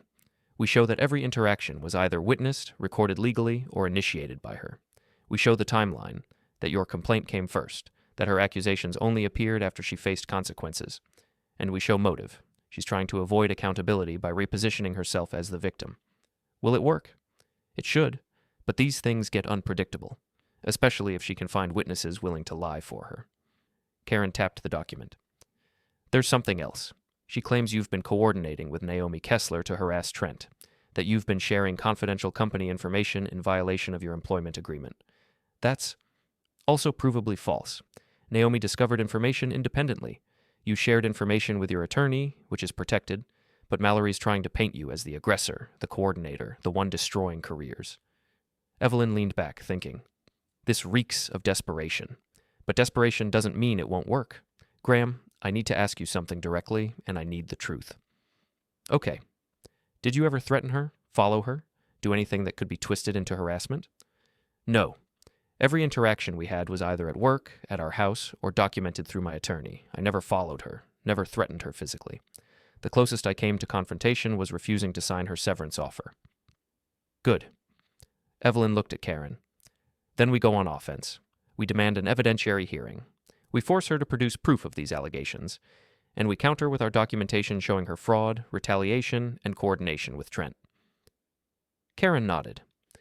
I'll file a response tomorrow morning. But Graham, you need to be prepared for this to get ugly. Mallory's backed into a corner, and cornered people fight dirty. That night, I couldn't sleep. I kept thinking about Mallory's counter-complaint, about how easily truth could be twisted, about how a false accusation could follow me forever, even if it was eventually disproven. At 2 a.m., my phone buzzed. A text from Naomi. Trent just left the house with suitcases. Said he's staying with Mallory. They're planning something. Be careful. I sat up, suddenly alert. What do you mean, planning something? I don't know, but they were on the phone for hours tonight, and Trent kept saying, we need leverage, and we need something that changes the narrative. My pulse quickened. Did you hear anything specific? Just one thing. Mallory said if we can get Graham to snap, everything flips. I stared at the text, the implications sinking in. They were going to try to provoke me, to create a situation where I looked unstable, aggressive, dangerous, to manufacture evidence that supported Mallory's counter-complaint. I texted back, "Thanks for the warning. Keep your distance from them. This is about to get messy. Be safe, Graham." I forwarded the exchange to Karen with a note. They're trying to provoke me into doing something they can use. Need strategy. Her response came at 2:15 a.m. Don't engage. Don't respond to texts, calls, or provocations. If they approach you in public, stay calm, record if legal, and leave immediately. Don't give them ammunition. Thursday morning, I went to North Point Systems for my first official day. Evelyn greeted me with coffee and a tour of the operations department I'd be running. Twice the size of my old role, better systems, competent people. "Forget about your old company for a few hours," she said. "Focus on this, on building something better." I tried. I met my new team, reviewed processes, started learning the ecosystem, and for a few hours it worked. I felt useful, valued, future-focused. Then, at 3 p.m., Evelyn's assistant knocked on my office door. "There's someone here to see you. She says it's urgent." I walked to the lobby and found Lena Voss waiting, her expression grim. "We need to talk. Not here, somewhere private." We went to a coffee shop 2 blocks away. She waited until we were seated in a corner booth, away from other customers, before she spoke. "I found something yesterday while finishing my audit. Something I didn't include in the board presentation because I wanted to verify it first." She pulled out a tablet. "Do you know what this is?" I looked at the screen. An email from Mallory to Darren, dated 9 months ago. 3 months before the Denver conference, 3 months before the affair supposedly started. Subject line, Graham Holt, long-term succession planning. Body. "Darren, as we discussed, I believe we need to begin transitioning Graham's operational responsibilities to someone with more strategic vision and leadership potential. I've identified Trent Kessler as a strong candidate. Suggest we begin documenting performance gaps with Graham to build justification for restructuring. Timeline, 6 to 12 months. Let me know your thoughts." I read it 3 times, my blood turning cold. "This was planned," I said slowly. "Before the affair. Before the pay cut. Before everything." "Yes." Lena's voice was quiet. "The affair appears to have started later, probably at the Denver conference. But the plan to replace you was already in motion. Mallory was building a case against you for months before she and Trent became involved. Why?" That's what I wanted to understand. So I dug deeper. She swiped to another document. Mallory had been under pressure from the board to prove HR's strategic value. They questioned her judgment after she made some expensive hiring mistakes the previous year. She needed a win. A big, visible transformation project that showed she could make tough decisions. And I was the project. You were the target. She chose you because you were competent but unflashy, because you didn't have strong political alliances, because removing you and replacing you with someone she could control would demonstrate her power and strategic thinking. I sat back, the pieces clicking into place. The affair wasn't the cause. It was just a side effect. Exactly. Trent was useful, ambitious, willing to cooperate, happy to take credit for your work. The relationship probably made the whole thing easier for Mallory. More personal investment from Trent. But the core plan existed before they got involved. Does the board know this? Not yet. I wanted to tell you first. Lena closed the tablet. Because this changes everything, Graham. This isn't just retaliation or an affair that got mixed up with work politics. This is premeditated career destruction. Mallory identified you as a target and spent months building a false narrative to justify your removal. And when I fought back, she accelerated the timeline. Yes, the pay cut, the public humiliation, the fabricated records, those were all panic moves after you started resisting, but the underlying plan was always there. I felt something cold and hard settle in my chest. What do I do with this? You decide how much truth you want exposed. Lena met my eyes.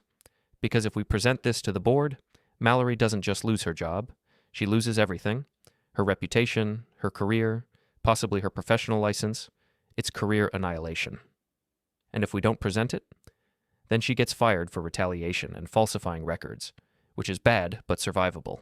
She can rebuild somewhere else, spin the story, move on. Lena paused. But her counter-complaint stays active. Her accusations against you stay on the record, and she gets to keep playing victim.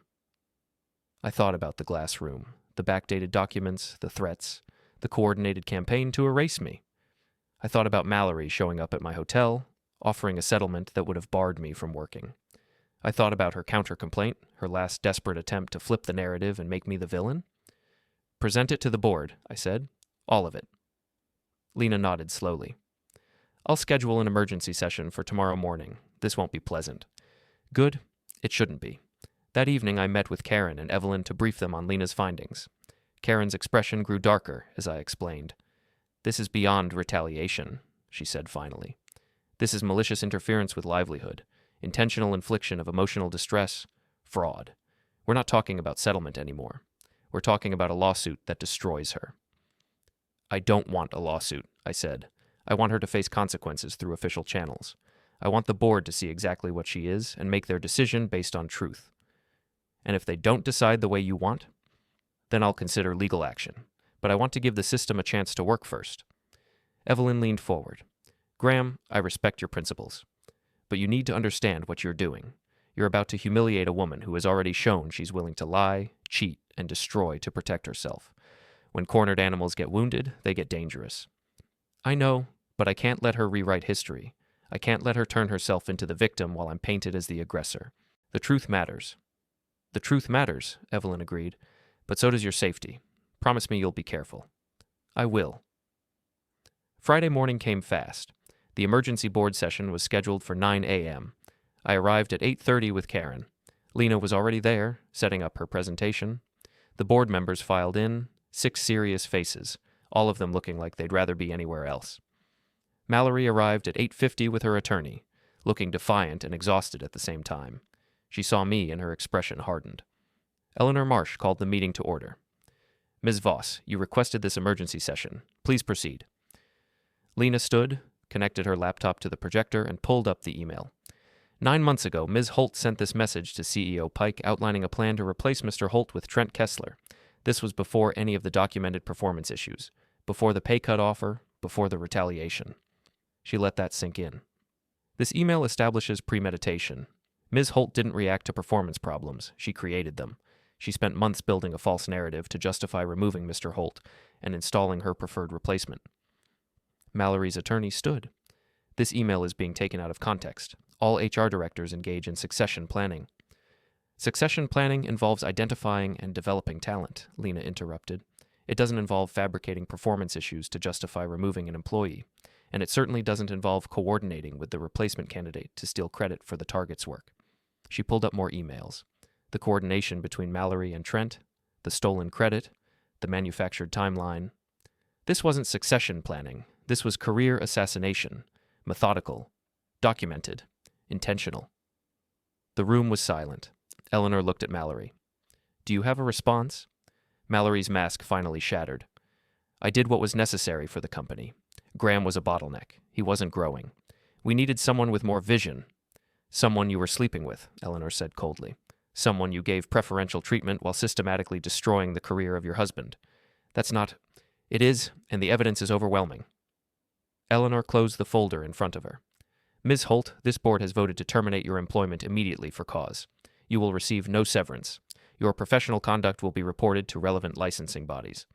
And if you proceed with your counter-complaint against Mr. Holt, this company will provide all documentation to support his defense, including evidence of your fraudulent conduct." Mallory's face went white. "You can't—" "We can, and we have. This meeting is adjourned."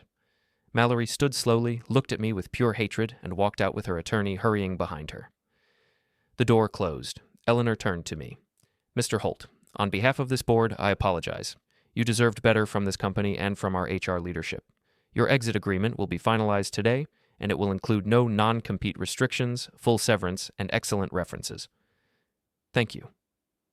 I walked out of that building feeling like I'd won something but lost more. The truth was out. Mallory was finished. But there was no satisfaction in it, just exhaustion and relief. Karen hugged me in the parking lot. "It's over. You did it. Feels like it's just starting. The legal part is over. What happens next is just a life." I drove to North Point and threw myself into work, trying to lose myself in processes and systems and problems that had solutions. But that evening, my phone rang. Naomi. "Graham, you need to know something. Mallory and Trent are planning to confront you.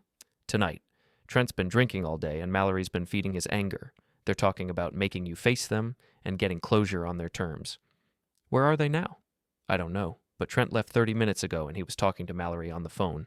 Something about your house. My pulse spiked. My house? He said something about the place where this all started. Graham, I think they're going there to confront you. I'm not home. I'm at the office. Good. Stay there. Call the authorities if they show up. Don't engage with them. I hung up and texted Karen. Mallory and Trent may be planning a confrontation at my house. Should I call the authorities? Her response. If they're on your property without permission, yes. Document everything. I sat in my office, watching the clock tick toward evening, debating whether to go home or stay away. The choice was made for me when my home security app pinged with an alert. Motion detected. Oh, front door. I opened the app and watched the live feed. Mallory and Trent were on my porch, Trent pounding on the door, Mallory standing behind him with her arms crossed. I called the authorities. Then I called Karen.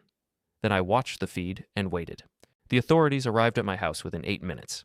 I watched on my security feed as 2 officers approached Mallory and Trent on my porch. There was a conversation, tense body language, gesturing, Trent's hands spread in the universal, I'm not doing anything wrong pose. One officer spoke into his radio, the other took notes. 5 minutes later, Mallory and Trent walked back to their car and drove away. The officers knocked on my door, getting no answer, then left a card in my doorframe and departed. I called the non-emergency line and identified myself. The dispatcher connected me to one of the responding officers. Mr. Holt, we received your call about unwanted visitors. We made contact with Mallory Holt and Trent Kessler on your property. They claimed they were there to retrieve personal items belonging to Mrs. Holt. Did they have permission to be there? They claimed they did. Do they? No. Mallory moved out voluntarily last week. She took what she wanted then. She has no reason to be there now, and she definitely doesn't have permission to bring Trent to my property. Understood. We documented the contact and advised them that further visits without your permission could result in trespassing charges. I'd recommend you consider a formal no trespass order if this continues. Thank you, officer. I hung up and texted Karen. They showed up at my house. Officers responded. Advised them about trespassing. Have documentation. Her response? Perfect. Save all footage. This supports our case that they are the aggressors, not you. I forwarded the security footage to Karen, to Lena, and to my personal backup drive. Then I sat in my office and tried to calm my racing heart. The authorities' visit had bought me time. Mallory and Trent now had an official warning, but it hadn't resolved anything. They were still angry, still desperate, still looking for leverage. And desperate people did unpredictable things. Saturday passed quietly. I worked from home, my actual home, with new locks installed and the security system upgraded. Every car that drove past made me tense. Every notification made me jump, but nothing happened. Sunday morning, Evelyn called. There's an industry conference next week. North Point is sponsoring. I want you there. It's a good chance to meet clients, rebuild your professional reputation, show everyone you've landed on your feet. Will anyone from my old company be there? Probably. Industry conferences tend to draw the same crowd, but that's fine. Let them see you confident and successful. It's the best revenge. I hesitated. A conference meant public spaces, crowds, people from my old life seeing me for the first time since everything imploded. But Evelyn was right. Hiding would only confirm whatever narrative Mallory was trying to build. I'll be there, I said. The conference was Tuesday through Thursday at a downtown hotel, the kind of large, anonymous corporate event with name tags, breakout sessions, and overpriced drinks. I arrived Tuesday afternoon, checked into my room, and reviewed the attendee list. Darren Pike was scheduled to speak Wednesday morning. Jules Mercer was listed as attending from my old company, and buried in the registration list, I found 2 names that made my stomach drop: Mallory Holt and Trent Kessler. They'd registered as independent consultants. I texted Evelyn.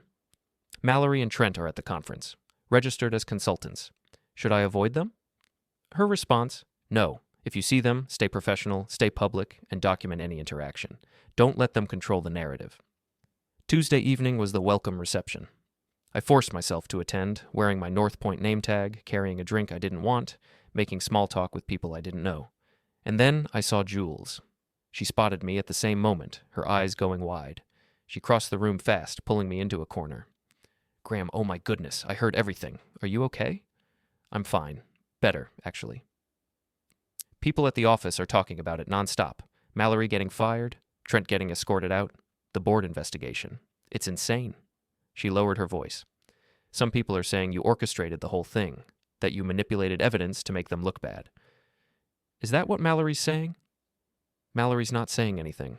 She left town right after she got fired, but Trent's been talking to anyone who'll listen, saying you ruined their lives over jealousy, saying you fabricated evidence.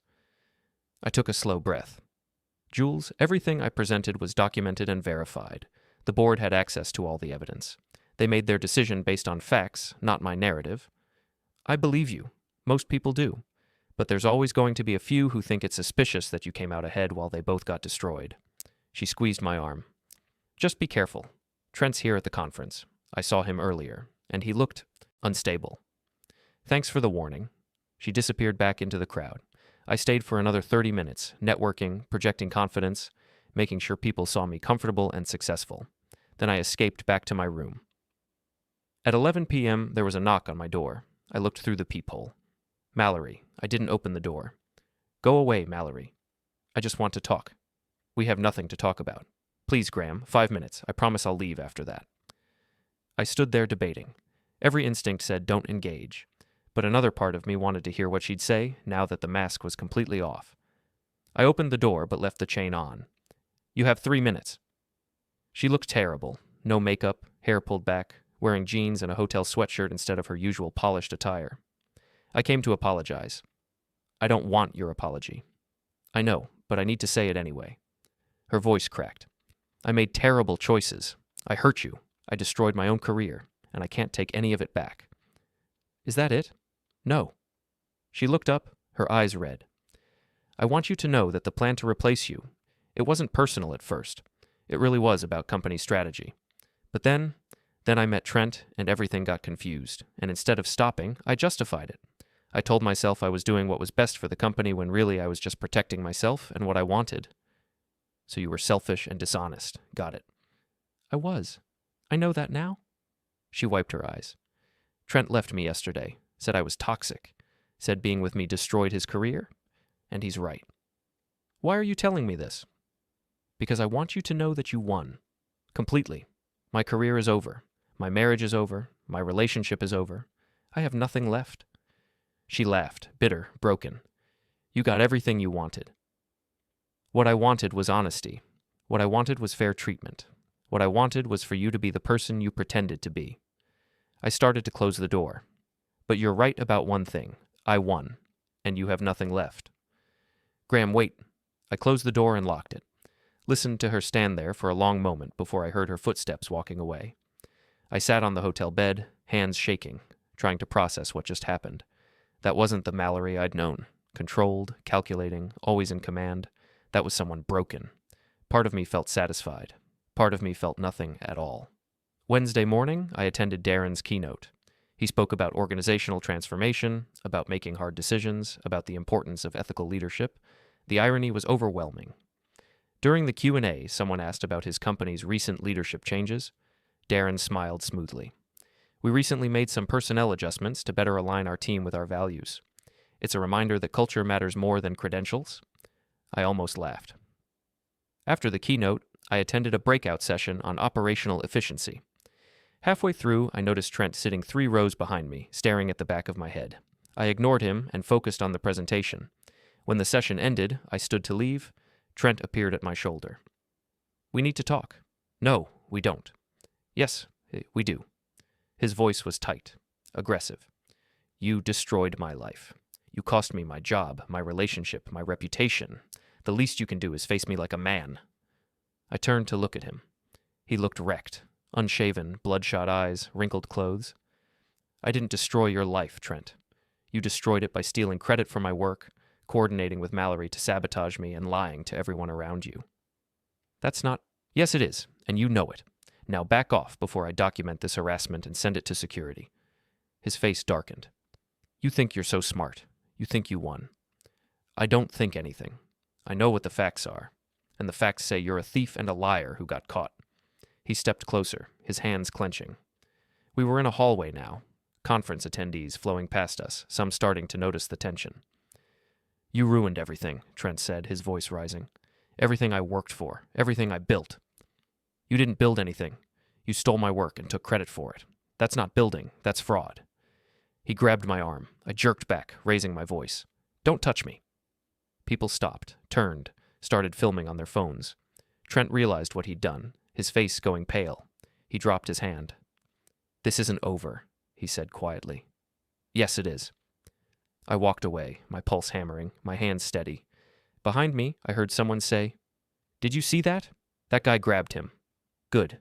Let them see. Let them record. Let the truth be public." I went back to my hotel room and texted Karen. "Trent confronted me at the conference, grabbed my arm. Multiple witnesses, documented." Her response? "Perfect. If he does it again, call security immediately."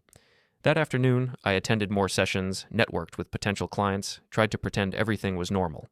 But I couldn't shake the feeling that something was building, that Trent and Mallory's desperation was reaching a tipping point. At 6 p.m., Evelyn found me at the networking reception. "I heard about the incident with Trent. Are you okay?" "Fine, just tired of all of it." "It's almost over, Graham. One more day and you're back home, back to normal life." She handed me a business card. "This is the hotel's head of security. I spoke with him. If Trent or Mallory approaches you again, call him directly. He's aware of the situation." "Thank you. Go get some rest. Tomorrow's the last day. You're almost through this." I went back to my room, ordered room service, and tried to decompress. At 9 p.m., my phone buzzed. A text from a blocked number. "You think you're safe at this conference. You're not. We know your room number. Watch your back." I took a screenshot and forwarded it to Karen, to hotel security, and to the contact Evelyn had given me. 10 minutes later, security called. "Mr. Holt, we're sending an officer to your floor.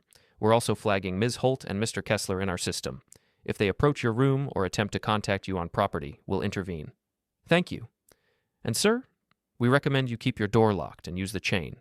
If anyone knocks who you're not expecting, call us immediately." I hung up and double-checked every lock. Then I moved the desk chair against the door for good measure, and I sat on the bed, phone in hand, waiting for something to happen. Nothing did, but I barely slept. Thursday morning, the final day of the conference, I woke to a message from Evelyn. "Emergency board meeting at your old company this morning. Darren's being questioned about his role in the Mallory situation. Lena's presenting additional findings. This might be the final domino." I should have felt satisfaction. Instead, I just felt tired. I got dressed and went down to the conference for the closing sessions. The energy was different today. People packing up, saying goodbyes, exchanging business cards. The performance of networking giving way to exhaustion. I grabbed coffee and found a seat in the back of a session on supply chain optimization. Halfway through, my phone buzzed with an email notification. From Darren Pike. Subject: Final Resolution. "Graham, the board met this morning to address questions about my oversight during the HR situation. I've been placed on administrative leave pending further investigation.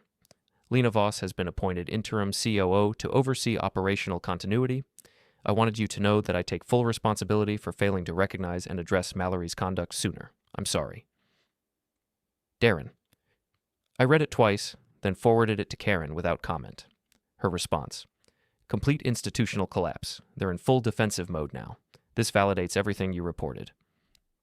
Another domino. At noon, I skipped the closing keynote and went to the hotel bar. I needed a quiet space to think, to process, to figure out what came next now that the fight was actually over. The bar was nearly empty.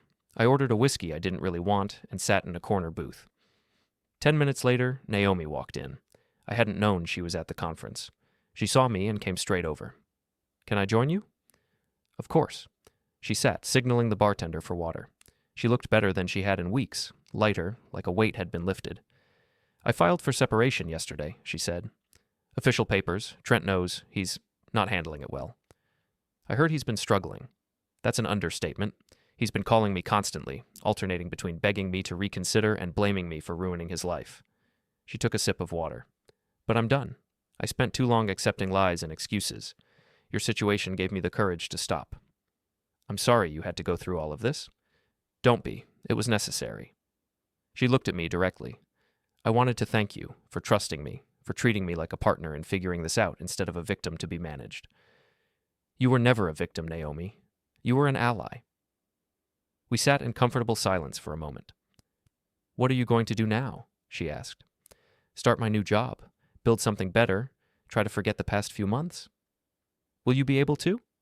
"Probably not, but I can try." She smiled. Good luck, Graham. You deserve better than what they put you through. So do you. She left. I finished my drink and headed back to my room to pack. The conference was ending. Time to go home and start the next chapter. But as I walked through the lobby, I saw Trent sitting in one of the hotel lounge chairs, staring at his phone, looking like he hadn't slept in days.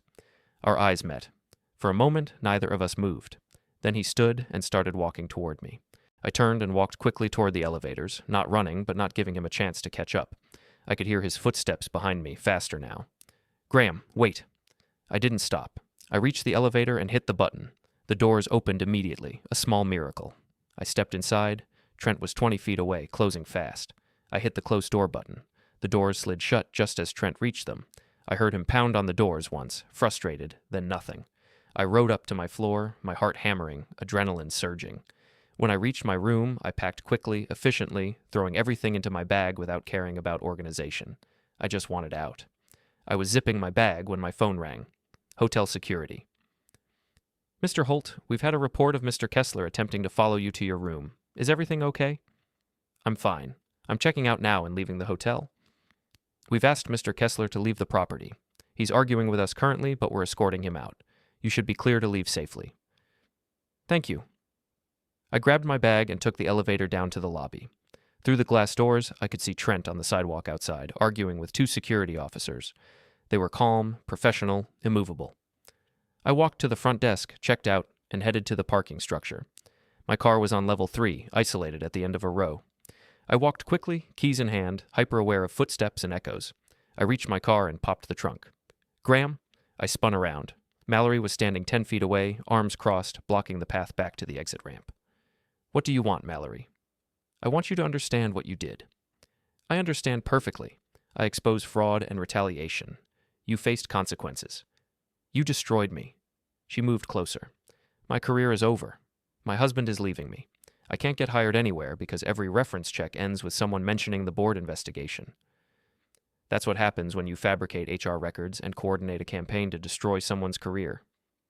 I was trying to save the company. No, you were trying to save your job and your ego. There's a difference. I threw my bag in the trunk. Now move. I'm leaving. She didn't move. What if I don't? Then I call security and add another incident to the documentation pile. Your choice. She stared at me for a long moment, her expression cycling through anger, desperation, and something that might have been grief. Then she stepped aside. I got in my car, locked the doors, and started the engine. As I pulled away, I saw her in my rearview mirror, standing alone in the parking structure, getting smaller and smaller until she disappeared completely. I drove out of the parking structure, away from the hotel, away from the conference, away from the last 3 months of chaos. And for the first time in what felt like forever, I could breathe. That evening, I met with Karen and Evelyn at Karen's office to debrief everything. The exit agreement is finalized, Karen said, sliding documents across the table. No non-compete, full severance, neutral references, and a clause stating that the company acknowledges no wrongdoing on your part in the matters investigated. What about Mallory's counter-complaint? Withdrawn as of this morning. Her attorney advised her that continuing would expose her to additional liability given the board's findings. I signed the papers. It felt anticlimactic. Months of fighting ending with a signature on a legal document. What happens to Mallory and Trent now? I asked. Mallory's being investigated by the state HR licensing board. She may lose her license permanently. Trent's got no real consequences beyond losing his job. He wasn't involved in the documentation fraud, just the affair and the credit stealing. Karen closed her folder. But professionally, they're both finished in this industry. Word travels. Evelyn leaned back. So you're officially free. Clean exit. Good references. And you start at North Point Monday morning with no baggage.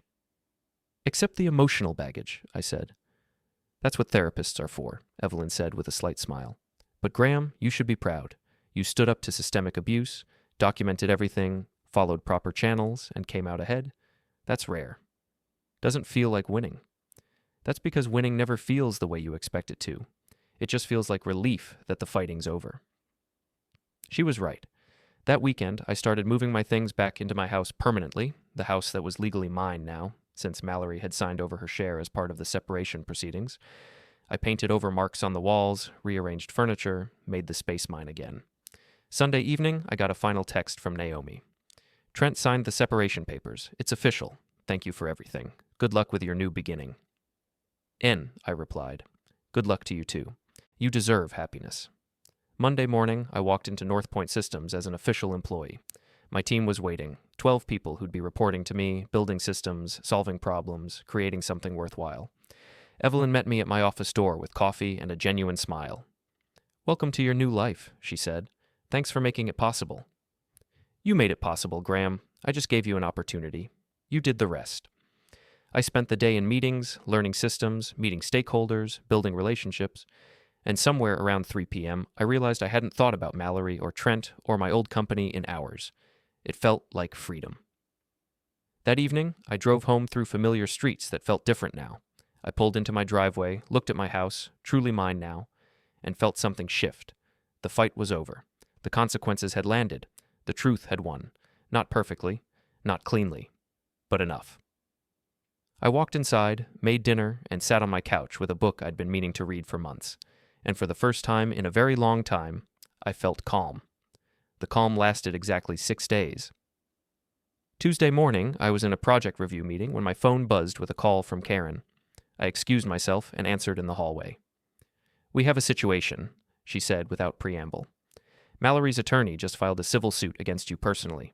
Defamation, intentional infliction of emotional distress, and tortious interference with business relationships.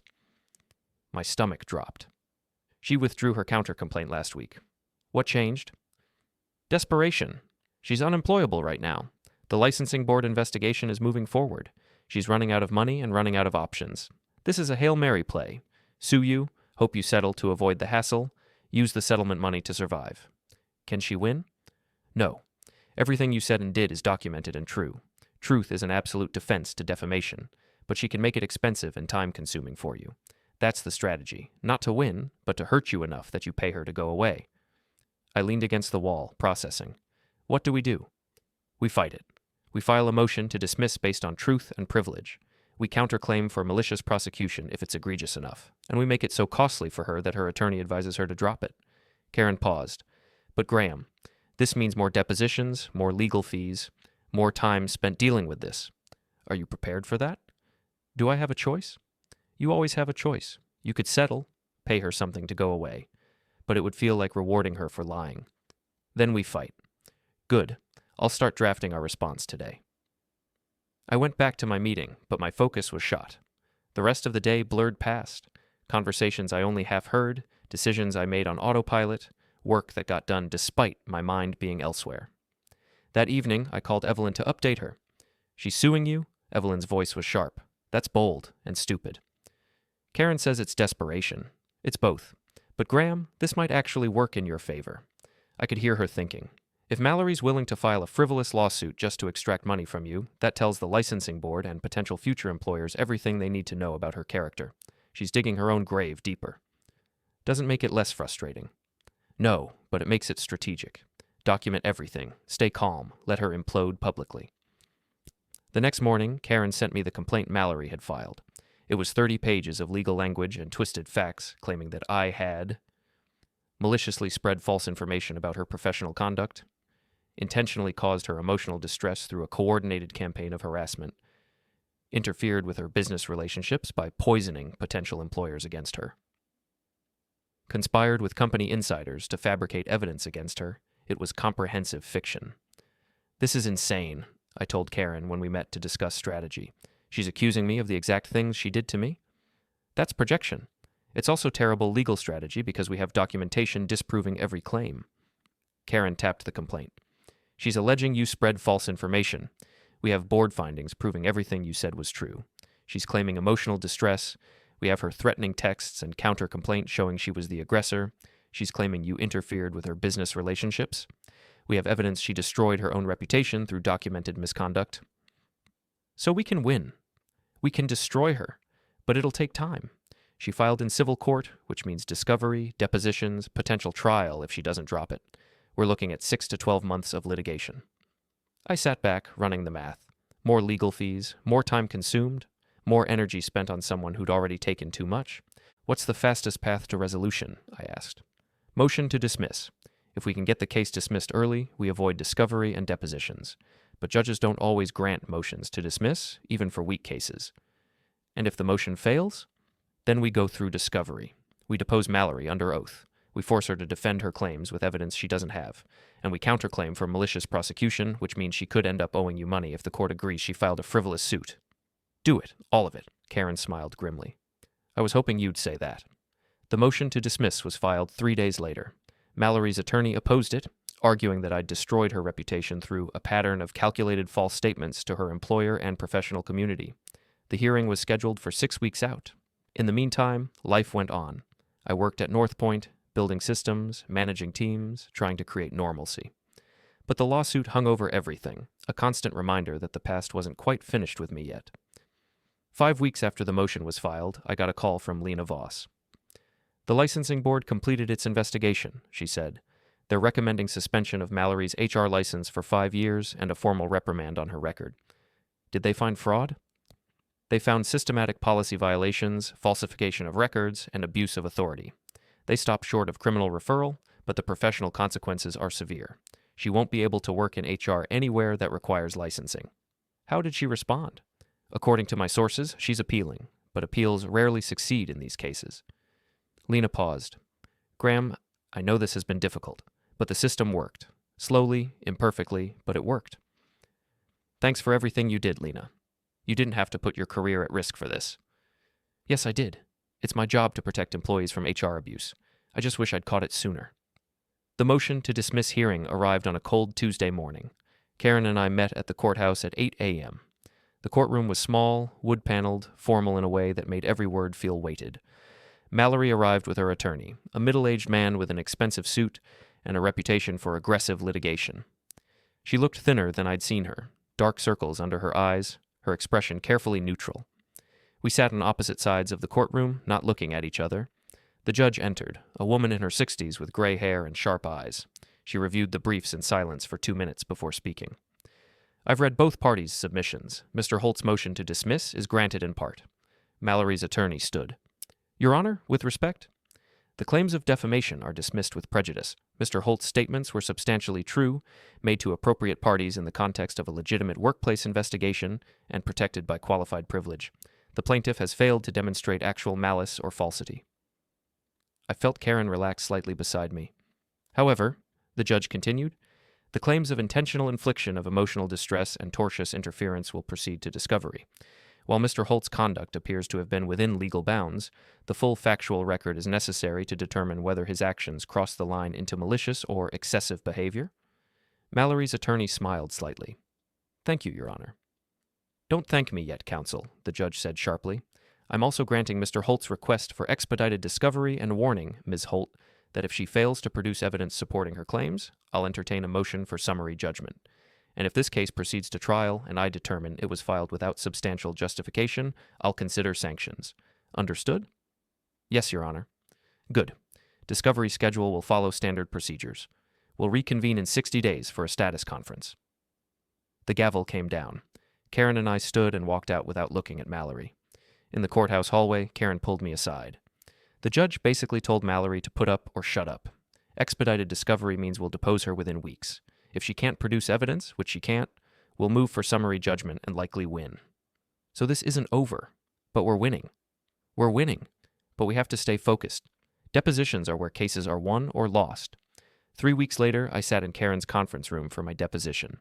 Mallory's attorney asked questions for 6 hours, trying to find inconsistencies, trying to make me look vindictive, trying to build a narrative where I was the aggressor. But I had documentation, timelines, emails, texts, board reports. Every answer I gave was backed by evidence. By the end, Mallory's attorney looked tired. 2 days after my deposition, it was Mallory's turn. Karen subpoenaed her for a full-day deposition. I wasn't allowed to attend, standard procedure, but Karen called me that evening to summarize. She fell apart, Karen said. She couldn't produce evidence for any of her claims. When I asked her to identify specific false statements you made, she couldn't name any. When I asked for proof of interference with her business relationships, she had nothing. And when I asked about her own documented misconduct, the board findings, the licensing investigation, the falsified HR records, she got defensive and evasive. So we win? We file for summary judgment tomorrow, unless she drops the case first, which her attorney might advise after today's disaster. The next morning, Mallory's attorney sent a letter to Karen. My client is willing to dismiss all claims with prejudice if your client agrees not to pursue a counterclaim for malicious prosecution and agrees to mutual non-disparagement. Karen called me immediately. She's offering to dismiss if you don't sue her back, and you both agree not to trash talk each other publicly. What's your recommendation? Take it. You've already won. She's unemployable, professionally sanctioned, and financially destroyed. Dragging this out another 6 months for a chance at sanctions isn't worth your time or energy. And the non-disparagement clause? Standard. You both agree not to make negative public statements about each other, but it doesn't prevent you from telling the truth if asked directly in a professional context? Fine, accept it. The dismissal was filed that afternoon, with prejudice, meaning Mallory couldn't refile the same claims later. It was over. Actually, finally, completely over. That evening, I sat in my home office and stared at the settlement agreement. 2 signatures, mine and Mallory's, ending months of chaos with bureaucratic finality. No dramatic confrontation, no courtroom victory speech, just paperwork and relief. My phone buzzed, a text from Naomi. Heard Mallory dropped her lawsuit. Congratulations, you deserve peace now. I replied, thanks, hope you're finding peace too. Getting there, one day at a time. I set the phone down and looked around my office, the space that had become my war room, filled with folders and timelines and evidence. I started packing it all up, boxing the documents, clearing the physical remnants of the fight. An hour later, my office looked normal again. Clean desk, empty walls, a space for future work instead of past battles. I took the boxes to the garage and stacked them in a corner. Maybe someday I'd throw them away, but not yet, not while the memory was still raw. That weekend, I invited a few colleagues from North Point to my house for dinner, an attempt at building new relationships, at creating a social life that wasn't defined by betrayal and litigation. It was awkward at first. I'd forgotten how to make small talk that didn't involve legal strategy or documentation. But eventually, conversation flowed.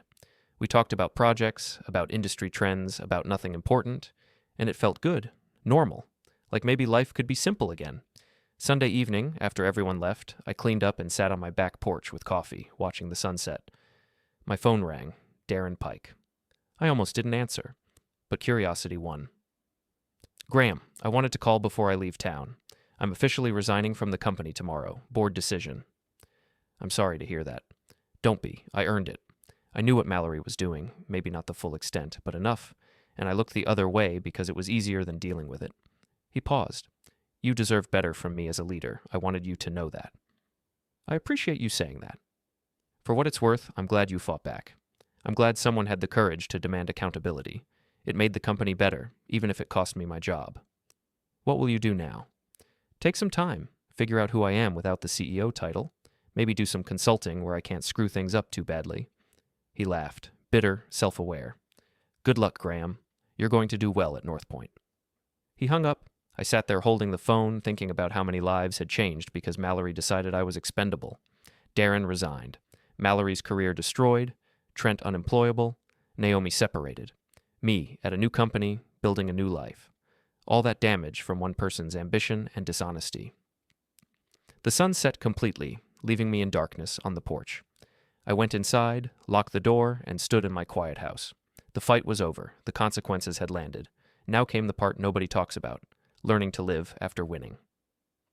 3 months later, spring arrived with unexpected warmth and longer daylight. I'd settled into my role at North Point, built a competent team, and started to feel like a person whose identity wasn't defined by what had been done to me. Most days, I didn't think about Mallory or Trent at all. Most days. On a Wednesday morning in April, I was in a project review meeting when my phone buzzed with an email notification.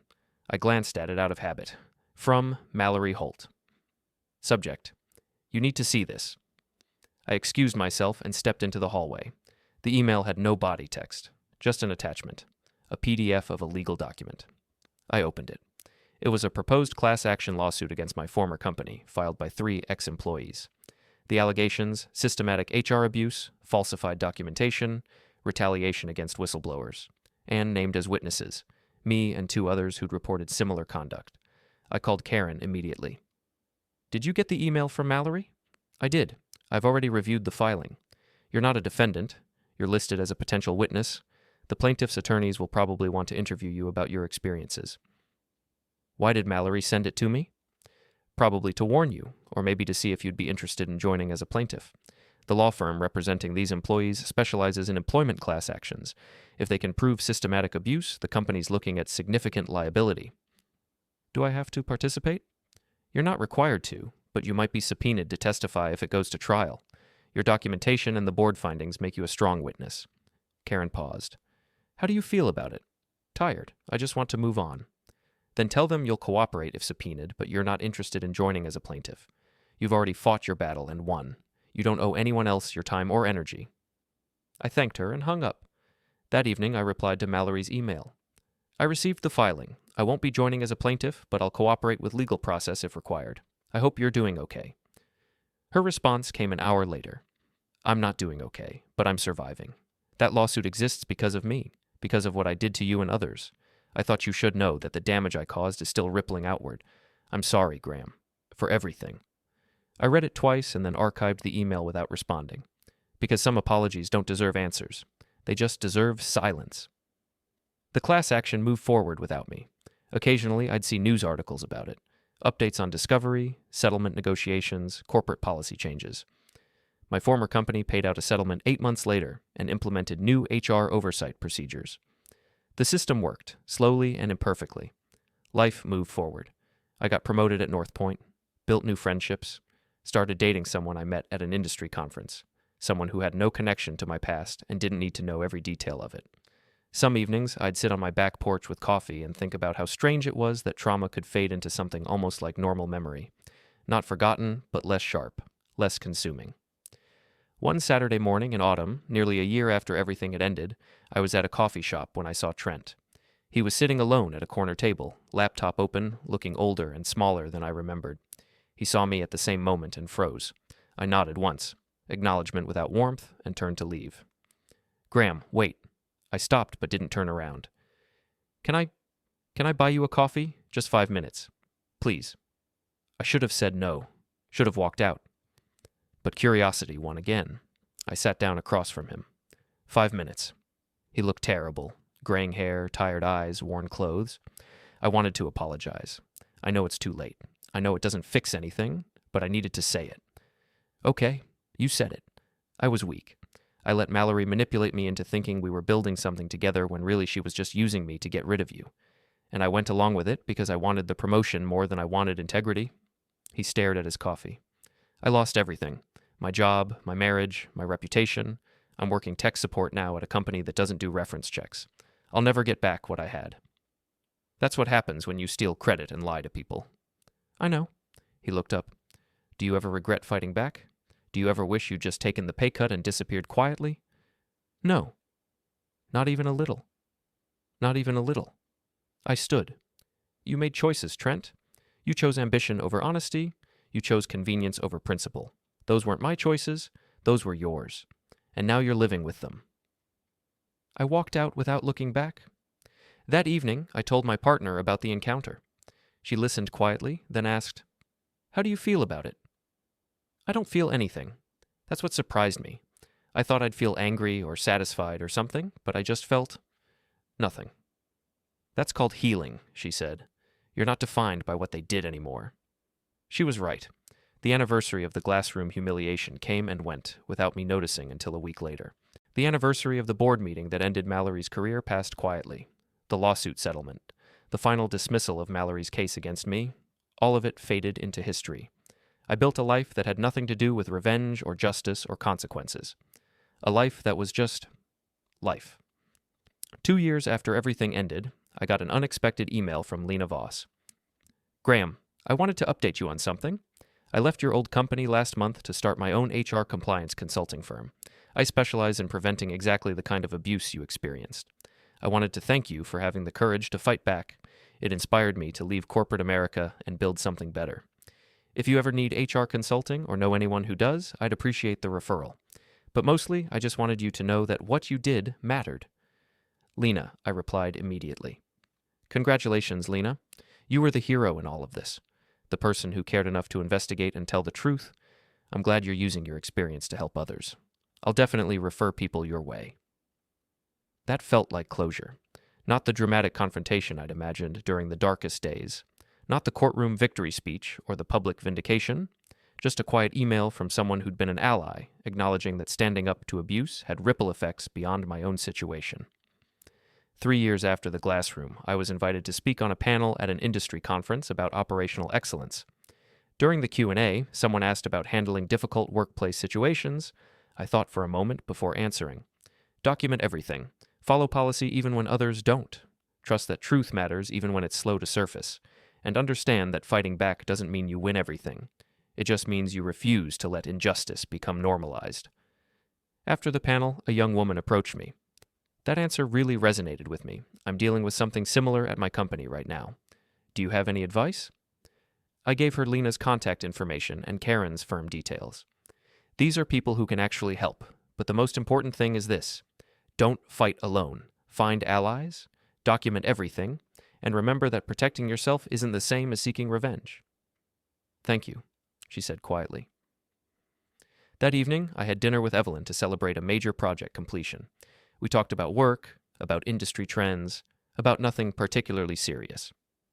Can I ask you something personal? Evelyn said toward the end of the meal. Sure. Do you regret any of it? The fight with Mallory and Trent, the board investigation, the lawsuit, all of it. I thought about the question, really thought about it. No, I said finally. Not the fighting back part. That was necessary, but I regret that it was necessary.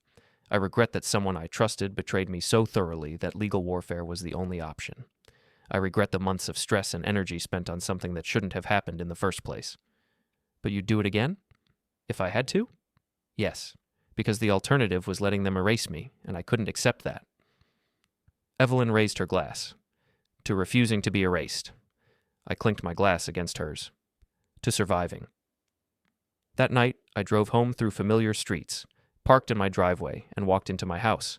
The house that was entirely mine now, filled with furniture I'd chosen, memories I'd made, a life I'd built from the wreckage of betrayal. I stood in my kitchen, the same kitchen where Mallory had tried to negotiate my surrender, and felt the weight of 3 years settle into something almost like peace. The glass room was just a memory now. Mallory was just a person I used to know. Trent was just a cautionary tale about ambition without integrity. And I was just Graham Holt, operations director, colleague, partner, person who'd fought back and survived and learned that winning doesn't fix everything, but losing yourself isn't acceptable either. I made coffee and sat at my kitchen table with my laptop, reviewing project plans for Monday. Normal work, normal problems, normal life. And in that normalcy, I found something I'd lost in the glass room 3 years earlier. The ability to imagine a future that had nothing to do with the past. 5 years after everything ended, I was at a company leadership retreat when I ran into Jules Mercer. She'd left my old company shortly after the restructuring and was now working in marketing for a tech startup. Graham, oh my God, how are you? We caught up over coffee. She told me about her new job, her partner, her life. Then she lowered her voice. Did you hear about Mallory? No, and I don't really need to. She's working at a small nonprofit now, HR coordinator position. Total come down from where she was. But I heard she's good at it. She learned humility the hard way. Good for her. And Trent? Last I heard, he moved to another state and started over. New name, new career, new everything. People do that. Jules studied me. You really don't care anymore, do you? I care about what I learned from it. I care about the systems and people I've built since then. But the actual people who hurt me? No. I don't think about them much anymore. That's growth, Jules said. Most people would still be angry. I was angry for a long time, but anger takes energy, and eventually, I needed that energy for better things. That conversation stayed with me for days, because it made me realize how far I'd come, not from Mallory or Trent or the glass room, but from the version of myself who'd been so shocked by betrayal that I'd almost let it define me. I'd built something better, not perfect, not unmarked by what happened, but better. 7 years after the glass room, I was promoted to VP of Operations at Northpoint. During my first board presentation in the new role, I talked about building systems that protected employees, creating transparency in decision-making, and fostering cultures where abuse couldn't thrive. After the presentation, one board member approached me. That was personal, wasn't it? Yes. Want to talk about it? Not really, but I want to make sure nobody else has to go through what I did. Good answer. That evening, I went home to my partner, now my spouse, and told them about the promotion. Does this mean we can finally renovate the kitchen? They asked, smiling. It means we can finally renovate the kitchen. We spent the evening looking at design ideas, making plans, imagining futures that had nothing to do with corporate warfare or betrayal or justice. Just life. Normal, complicated, beautiful life. 10 years after the glass room, I was cleaning out old files when I found the box of evidence I'd stored in the garage, phone logs, emails, timelines, board reports, everything I'd used to prove the truth and protect myself. I opened the box and looked through it one last time. It felt like looking at artifacts from someone else's life. I loaded the box into my car and drove to a document shredding facility. All of it? The attendant asked. All of it. I watched the papers feed into the industrial shredder, turning documentation into confetti, and I felt lighter, because the truth had mattered when it needed to matter. But holding on to it forever wasn't healing. Letting it go was. I drove home, walked into my house, and found my spouse in the kitchen making dinner. "How was your day?" they asked. "Good. I finally threw out some old work stuff." "The box in the garage?" "Yeah." They smiled. "Good. That stuff was just taking up space." We ate dinner, talked about our weeks, made plans for the weekend. Normal life. The kind of life where the biggest drama was whose turn it was to do dishes. The kind of life I'd fought for without knowing that's what I was fighting for.